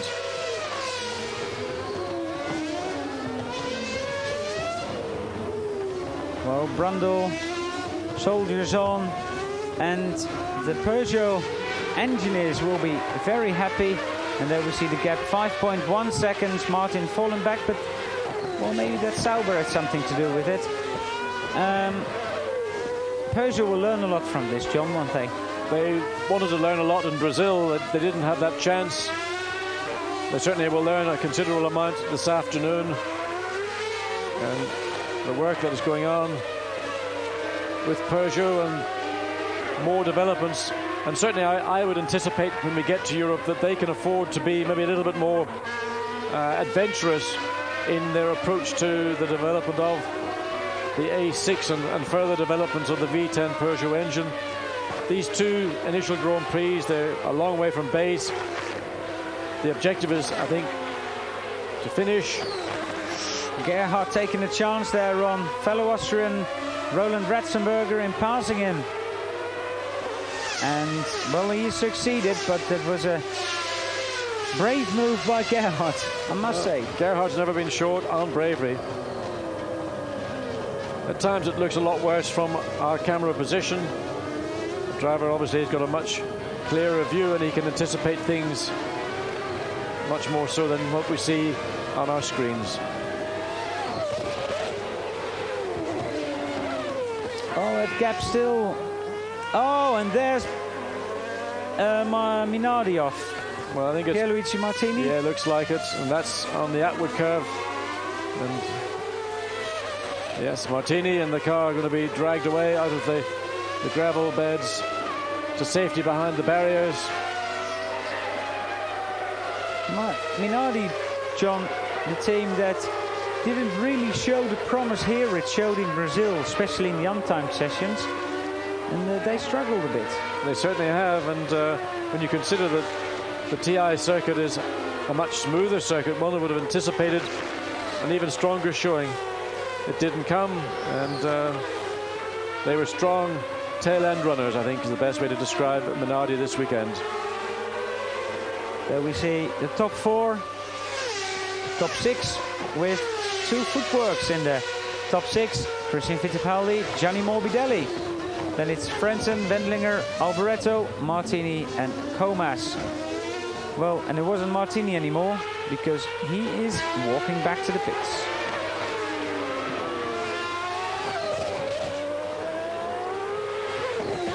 Oh, former teammates now in different cars. But there is a lap between Michael Schumacher, the race leader, and Martin Brundle in 3rd place. Yeah, the gap between Berger and Brundle, 3.7 seconds. And the leader of the race caught in the battle for 2nd place. And that's the top 3 on your screen.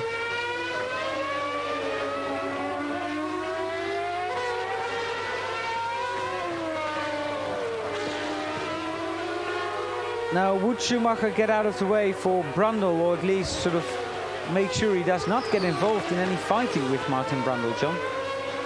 It's a bit of a dilemma. He doesn't really want to have to work to pass Berger, but he's going to get pressure from behind from Martin Brundle, because Brundle's is going to want to get at Berger to attack for 2nd place. So it may be that Schumacher decides the most prudent thing to do is let Brundle unlap himself and go and attack Berger. In fact, from Schumacher's point of view, it may be the safest play all round. Riding with race leader Michael Schumacher, the man that made that stunning debut in a Jordan in Spa. And talking about Jordan, there's one. In 4th place, yet again, Rubens Barrichello. And that's a little car also that's been looking very good in the part of the circuit that's been giving most teams major problems. And the gap, unfortunately, now too large, with the time remaining for Barrichello to latch onto the tail of Martin Brundle. Great disappointment indeed in that stalled engine. As we have mentioned on a number of occasions, it's so easy to win or lose a place during a pit stop. Brundle, well, it's a 10th here, a 10th there, and I don't think it's enough to get close to Gerhard, and of course then he's going to pass him as well.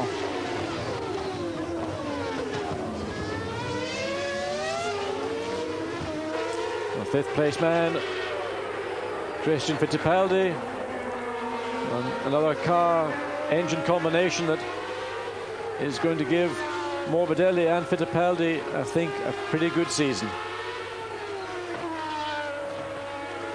And we see the Lotus of Johnny Herbert. And basically, John, they can't get that chassis to work anymore. It's out of date, off the pace, and, well, they're all waiting for the 109. Yeah, I think one of the problems is they don't know what the problem is with the current car. And obviously, Johnny Herbert with all speculation, and Brundle into the pits. Is that the end of Martin Brundle? It looks like it. A very disappointed Martin Brundle. Whoa, that says it all, John. Well, there's no doubt at all when Brundle came into the pit lane, he wasn't coming in for a stop, and something fairly major has occurred, and he would have said on the radio, "Forget it, guys, my afternoon is over." Well, he did a pretty good job for McLaren and for Peugeot. I mean, and Martin justifying his place in the McLaren team. I think he's done a very good job. Difficult initial Grand Prix, of course. Not much time with the team and the car. And Ron Dennis in the garage to find out what was the cause of that retirement.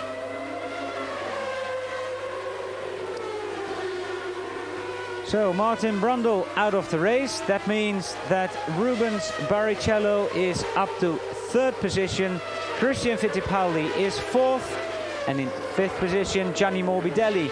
While 6th now is Heinz-Harald Frentzen. Well, that's a a little bit of a release of distraction, I would say, for Schumacher. With the retirement of Martin Brundle, he's got nobody to watch in his mirrors. He can allow Berger to do whatever he wants, and in fact the gap seems to be reducing marginally. Fittipaldi fourth, Morbidelli in the second, footwork fifth, and Frentzen into the points for the second time for the Sauber team. Oh, and there Morbidelli looks like he's about to have an early end to his Grand Prix. That looks pretty serious. Certainly, again, oil blowing out as the car enters the corner off the throttle. And I would suggest that that's an HB which is about to seriously lunch itself. And Morbidelli comes from a family of engineers, and I wonder why he's not sensing something disastrous is about to happen. Oh, and there it is. That's the oil or fluid, whatever it was, that was leaching from some part of that unit onto the rear tyres. So the end for Gianni Morbidelli. This could be interesting, John, the end of the race. So now Frentzen moves into 5th position. And there we see it again.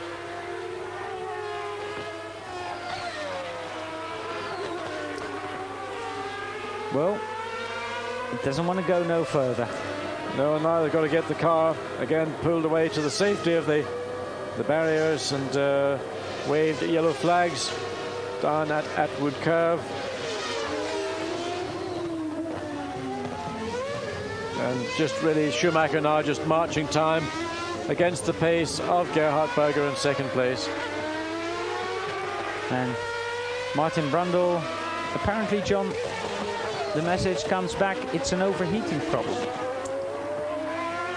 Well, that was a problem that Mika Häkkinen had in the Brazil Grand Prix. Everything literally shut down, and when the car then had cooled down, they literally were able to go and start it up again. So a lot of heat from the Peugeot engine. That and who is that? Is that?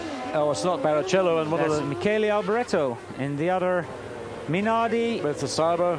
And is that Frentzen or is that Karl Wendlinger to our right? Well, that is Rubens Barrichello, currently in 3rd position, and there's all sorts of things happening here in Ida. That is Michele Alboreto trying to get out of his car. And oh dear, oh dear, oh dear, we've seen Morbidelli, we've seen the Sauber of Karl Wendlinger involved in this incident. And Wendlinger, not a happy man. What happened? Well, Michele's going to take a dive down the inside. Wendlinger deciding no way. And oh, you can see, well, I have to say the blame for that one lies squarely with Michele Alboreto. He wasn't far enough up to commit himself to that degree. Wendlinger could effectively have avoided it by not turning across the front of Alboreto. But it was undoubtedly Alboreto's do-or-die effort to wrestle a place from Wendlinger that was the result of that incident. The Sauber team and the race leader, Michael Schumacher. Well, and the only thing he does now, John, is just drive around, make sure he doesn't get too far behind Berger, and all the rest take care of themselves.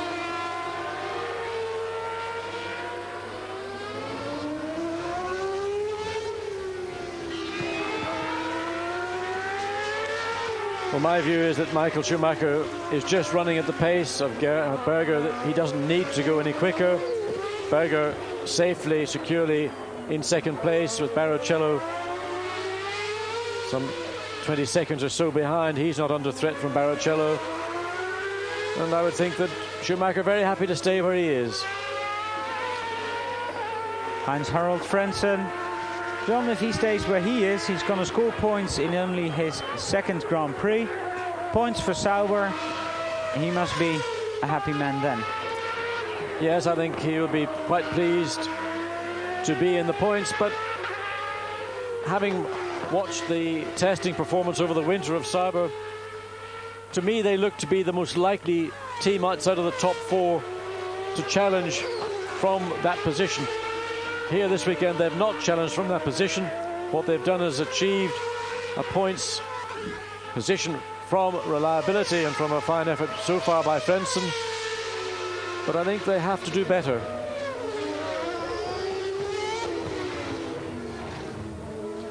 Maybe when they come back to Europe and go to places they know they'll get closer to the ultimate pace. Yes, I think that's a story that everybody could also give. It's a strange circuit to everybody, so you know you can't today pick and choose where you can give a good, strong performance. It's got to be strong everywhere. There's Christian Fittipaldi, who is not that far ahead of Heinz-Harald Frentzen. There we see Frentzen in the background with 9 laps to go. So could Frentzen move on and try and take a 4th position away from Christian Fittipaldi? Fittipaldi knows probably what happened to teammate Gianni Morbidelli. Well, he knows he's retired anyway, and might just want to make it to the end. Well, I'm sure the control from within Arrows Grand Prix International will tell Fittipaldi what they would expect him to do. He's got the threat of Frentzen from behind. He's nowhere near close enough to challenge for improvement in position. So it's really this, it's into the countdown now in the remaining laps of this inaugural Pacific Grand Prix. The 2 Brazilians, Rubens Barrichello 3rd, Christian Fittipaldi 4th. Second place man, Gerhard Berger, followed some 3 seconds or more, in fact it is now more, by Michael Schumacher. Well, John, you soldier on like Eric Comas did. There we see him go, and he is in the points. Well, that will be delight for Gerard Larousse and Patrick Tambay. And Robin Hurt. And probably Eric Comas himself as well.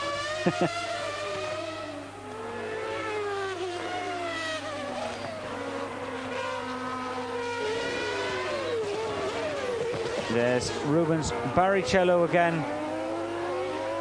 And the gap between Berger and Barrichello, 18 seconds. That's, I think Rubens just wants to finish this race and get 3rd position. And a good performance by Rubens, but also Eddie Jordan has not had the happiest of years. 2 years ago, last year, a lot of drivers coming in and out of the team. And this year, with Eddie Irvine and Rubens Barrichello, he thought 2 young chargers. Well, Irvine suspended for the moment, but Rubens taking over that lead role immediately. Well, the one thing that the Jordan team in its history had not attained was continuity. And for the first time in '94, they have continuity of drivers and continuity of engine supply. And the value of that is, well, you can't speak of it highly enough. So Barrichello in his 2nd year with the team, Brian Hart supplying exclusively his V10 engine to the team for the 2nd year. All that is a part of the building process, and there is no shortcut to continuity.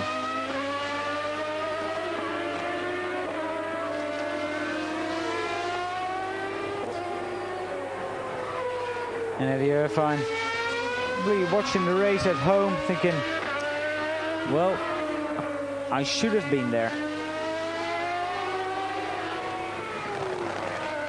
Well, this man is there, Michael Schumacher, and he's leading the Pacific Grand Prix. And bar mechanical failure, 6 laps to go. I think we're looking at a man who's won 2 races on the trot. And I must say that it is very good for Benetton teamwork, and also a happy present for the sponsor. Well, it's been a superb year so far for Benetton Ford. They did all their homework. They brought out their 94 car before all other competitors. They got the testing in. They had the setback, of course, when JJ later had that massive testing accident at Silverstone, drafting in Jos Verstappen, and through no fault of his own, that incident in Brazil took him out. The responsibility for his retirement here in the TI circuit does lie in Verstappen's hands. And I think now that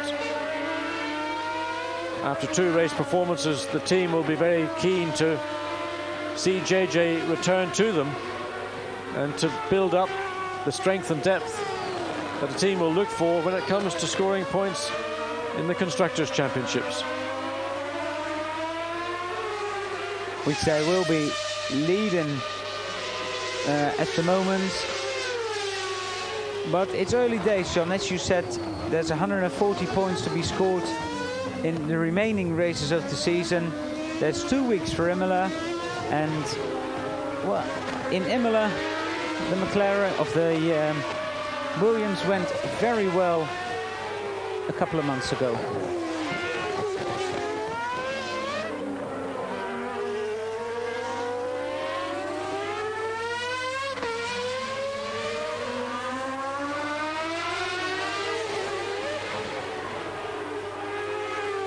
Well, undoubtedly Imola will represent a different challenge to everybody. It is one of a number of out-and-out power circuits.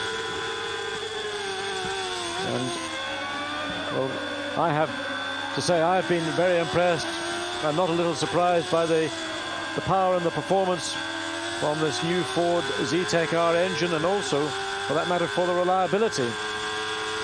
For a brand new engine to win its first Grand Prix is a very fine achievement, and in fact Cosworth, who make the engine on behalf of Ford, have been guilty of that in the past. And if you remember back all the way to the 60s when the first DFV appeared, it also won its first Grand Prix. And that went on to be one of the all-time great Formula 1 engines, or racing engines in general. Well, it still is, because it's still a great engine in Formula 3000.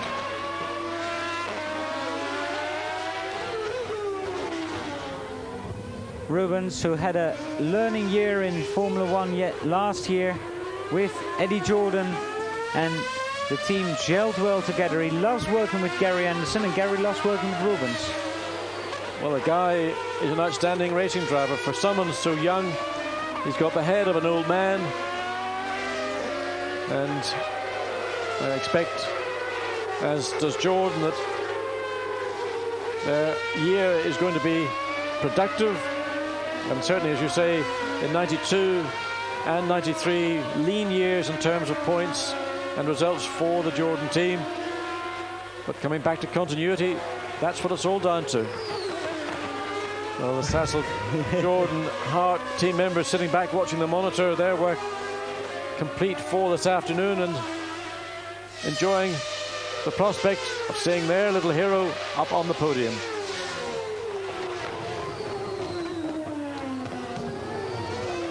Well, and if it stays like this, Benetton would lead the Constructors' Championship quite handsomely by 10 points over Ferrari. And then in 3rd position, it's Jordan, John.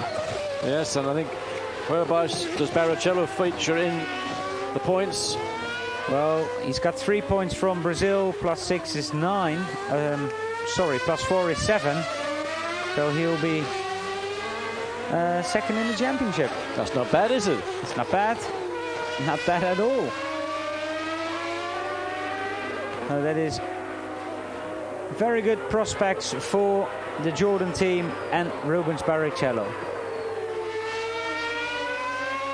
Well, we are going to have a look at the positions after 80 laps.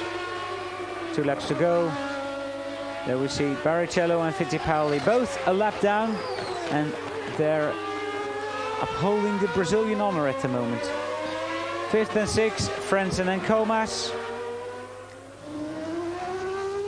But for the second race in succession, also Barrichello, the first Brazilian driver home.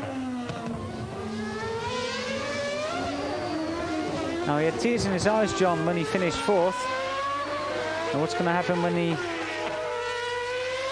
does finish on the rostrum? Well, there's one happy man in Michael Schumacher. I think there's a very relieved man in Gerhard Berger. And who knows what Barrichello's going to do. Well, I think we're going to see 3 drivers on a podium who actually will show some joy for being up there. Some joy.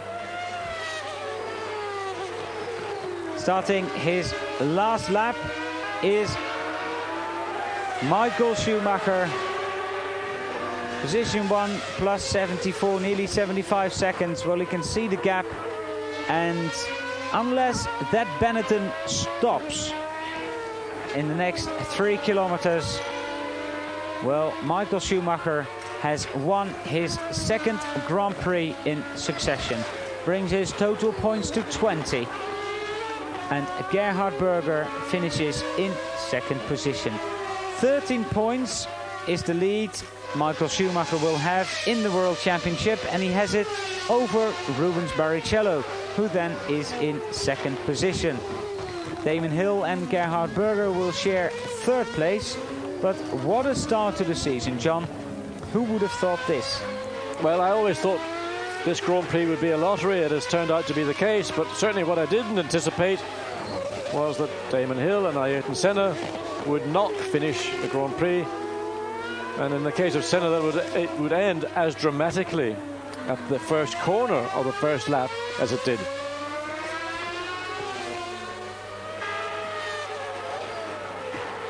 Well, we know that. Position 1 for Schumacher. There he comes. This can't go wrong. The checkered flag is out. Michael Schumacher wins the Pacific Grand Prix. And oh boy, what a season are we going to have in Formula 1 this year. Look at that. Flavio Briatore and Joan de Villenplant, he is the team manager at Benetton. And they are truly, truly delighted. The dream start to the season is a reality. And, well, a very popular result, I'm sure, in many quarters. The prospect at the start of the year of utter domination by Williams, Renault and Senna was something that would not necessarily have been good for Formula One. Well, one thing's for sure, that those 3 parties are now going to have to work very hard indeed to come to terms and to have any chance of clawing back that 20-point advantage. That's a pretty massive advantage. Although we're still very early into the year, only 2 races out of 16, nonetheless, it's going to be competitive to the end. Well, John, after Brazil, Schumacher said, well, whatever it is, it's plus 10. And I'm sure he'll say it's plus 20 now. And that's plus 20 to Ayrton Senna, but plus 13 for 2nd place in the championship, Rubens Barrichello. They're very happy, Jean Todt and Nicola Larini. Larini, of course, not very happy with his own result, but Gerhard Berger finished in 2nd position. And that's a 2nd and 3rd for Ferrari, and Jean Todt can be happy with that. They've got a lot of work to do in terms of overall performance, and there's the man in 3rd place for the first time in his career. And look at he's just unbounded. Absolutely delighted. Look at that. Well, we know how joyous Michael Schumacher is on the podium. He's going to be challenged, I think, by Rubens Barrichello, and also, obviously, for the Jordan team, it's their first opportunity to get on the podium. Barrichello 2nd in the Drivers' World Championship. A fine achievement indeed.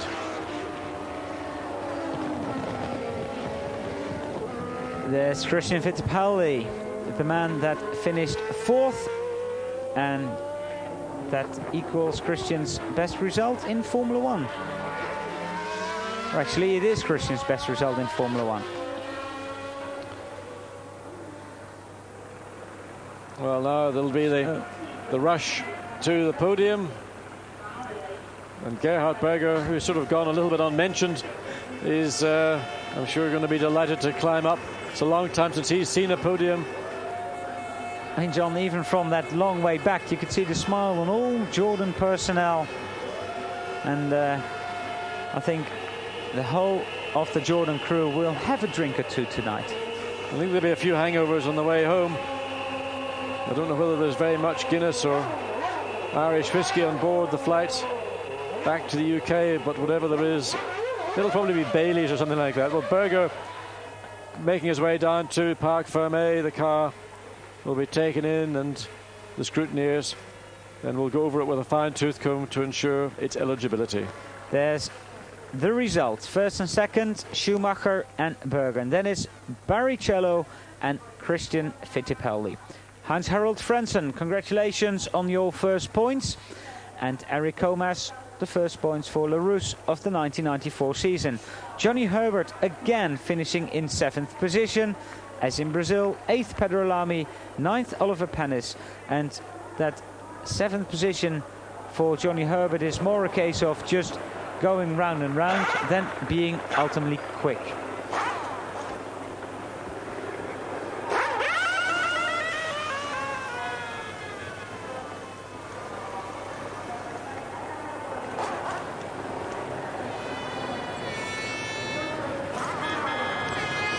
Well, John, who's going to jump the highest? Who's going to be the happiest?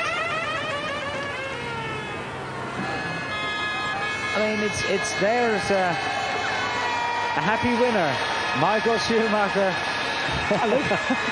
And Eddie Jordan showing his joy and pleasure, and a very, very fine drive by all three podium winners. Michael Schumacher again, delighted.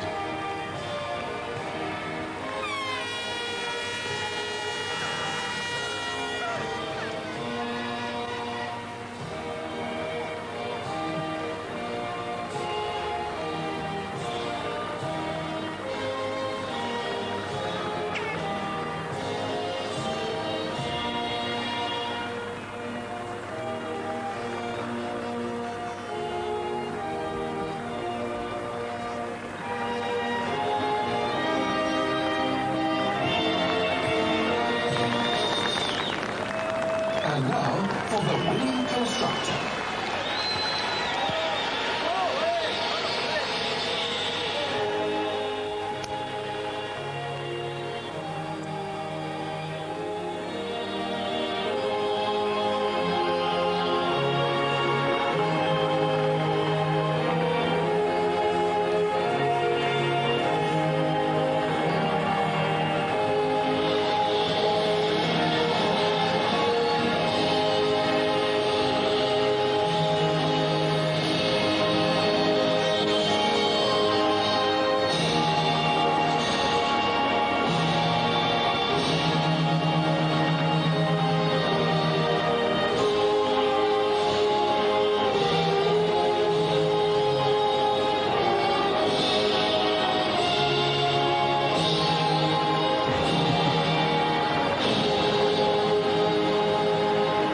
John, if you would say there's 3 happy faces there, that's probably the understatement of the year. Well, it's great to see it.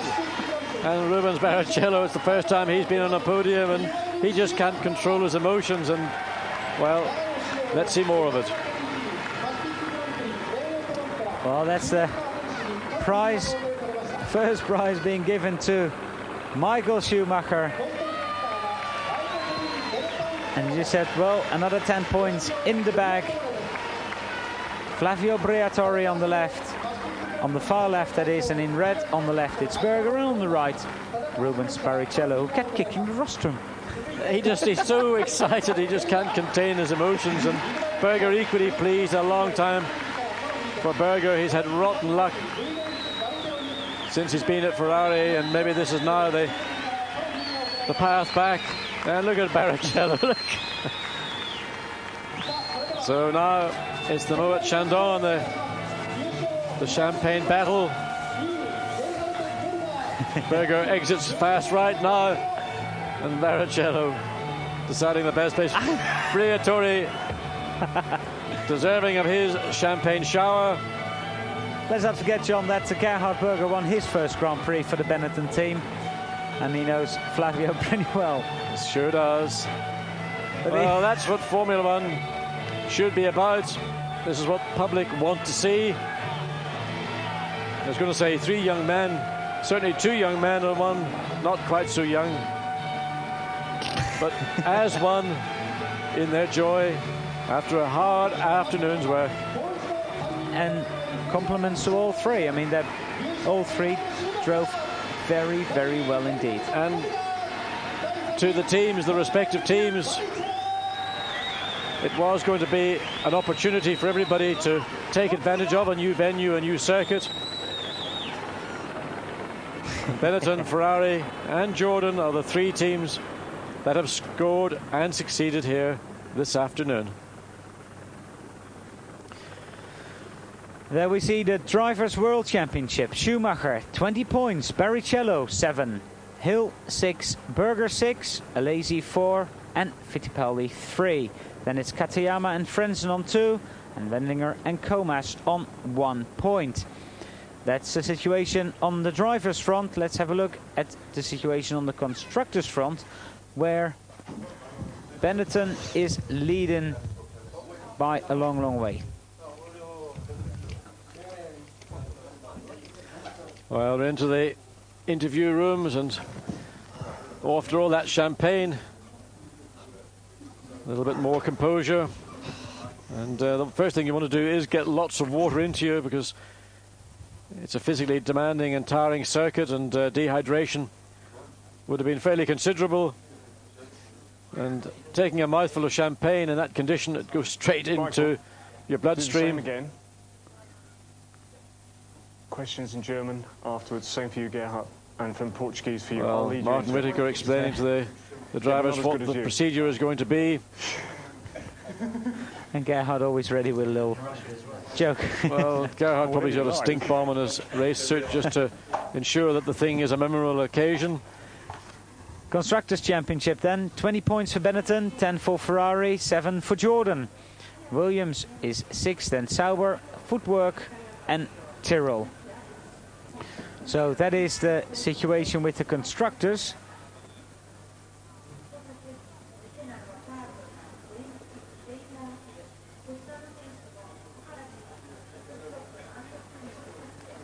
While the Japanese spectators are getting the bus back home, because that is the only way you can get to this Tanaka International Racetrack.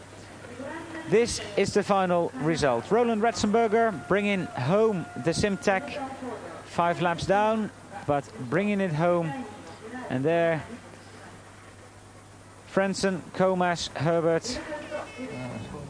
Was the C's better? The C's were better for 5 laps, and then Michael. 10 worse than the B's. Michael, congratulations. This really has been a dream start to the season. 2 wins out of 2 races. How did it go today? I mean, that is actually absolutely right. These 2 wins, I wouldn't believe at all if anybody would tell me this before the season. The race went on. I mean, after the start, very well. I did have no trouble with the car. That was fantastic. I wasn't pushed very hard from anybody at this time, so I could take it very easy with the tyres, with the car, and could run the race home. That's the only intention I had after the start. But the good point is that we improved our starts, because in Brazil they weren't too good, and we worked on all the areas where we were missing something. And this is a fantastic team effort, and they have done a brilliant job. How do you do it? You look terribly relaxed. This was a really punishing race. It was long, running temperatures of 25 degrees. I mean, I have to say, for me, it wasn't so hard. I didn't have to push so hard. I did probably push 90% throughout two-thirds of the race. But the last third of the race, especially when I was behind Gerhard, I just watched out. I saw Barrichello in front of him, and I thought, oh, I want to stay close to him and see the fight at the end. But then Barrichello had to make a pit stop, and I just could take it easy. Well, turning to you, Gerhard, we didn't see much of you last season. Ferrari on the podium in the first 2 races this year must be a satisfying result for you and the team. Yeah, sure. It's a nice result, but we have a lot of work in front of us, because, I mean, I had to push the first 3/4 of a race, because I was fighting with Barrichello. I was also Brandl was a time there. Hakkinen was just in front, Hill. So I really had to push the first 3/4. But I mean, there's just no way to go quicker with our car in the moment, and we have to improve our car. And then I think I hope it comes some more results like today. But I'm very happy. I'm happy for the team because they are working very, very hard. And I need it also, so I'm happy day today. Rubens, your first top 3 finish. Great result for you and the Jordan team. And it now puts you into second in the World Championship. Well, what can I say? I'm really pleased for me and for the team. Our tactics work quite good because we race on beast for 2 runs, and then for the last run we put the C tires, and it went very well. I just had a problem on the last pit stop because the engine died, and I was 4th. I said I can't believe that, you know, it's not today that I'm going to the podium. But suddenly I saw Brando stopping, and you know, I'm just really, really pleased for me and for the team because they've done a really good job. Well, congratulations to all 3 of you. And now, if I can get your attention, Michael, some words in German. Some words in German. Well, great to see 3 people who enjoy being on a podium, and for Schumacher, the dream start to the season, for Gerhard Berger, possibly the way back, and for Rubens Barrichello, well, the future. Well, this was a sensational Grand Prix in Japan, the Pacific Grand Prix at Ida. Don't forget to watch Eurosport's Formula One Grand Prix magazine on Wednesday evening. And John Watson and Allard Kalb say thank you very much, and we will see you from Imola, where we'll give you qualifying, warm-up and race, of course, live here on Eurosport. Thank you very much for getting up early. Thank you very much for watching. See you from Imola. Bye for now.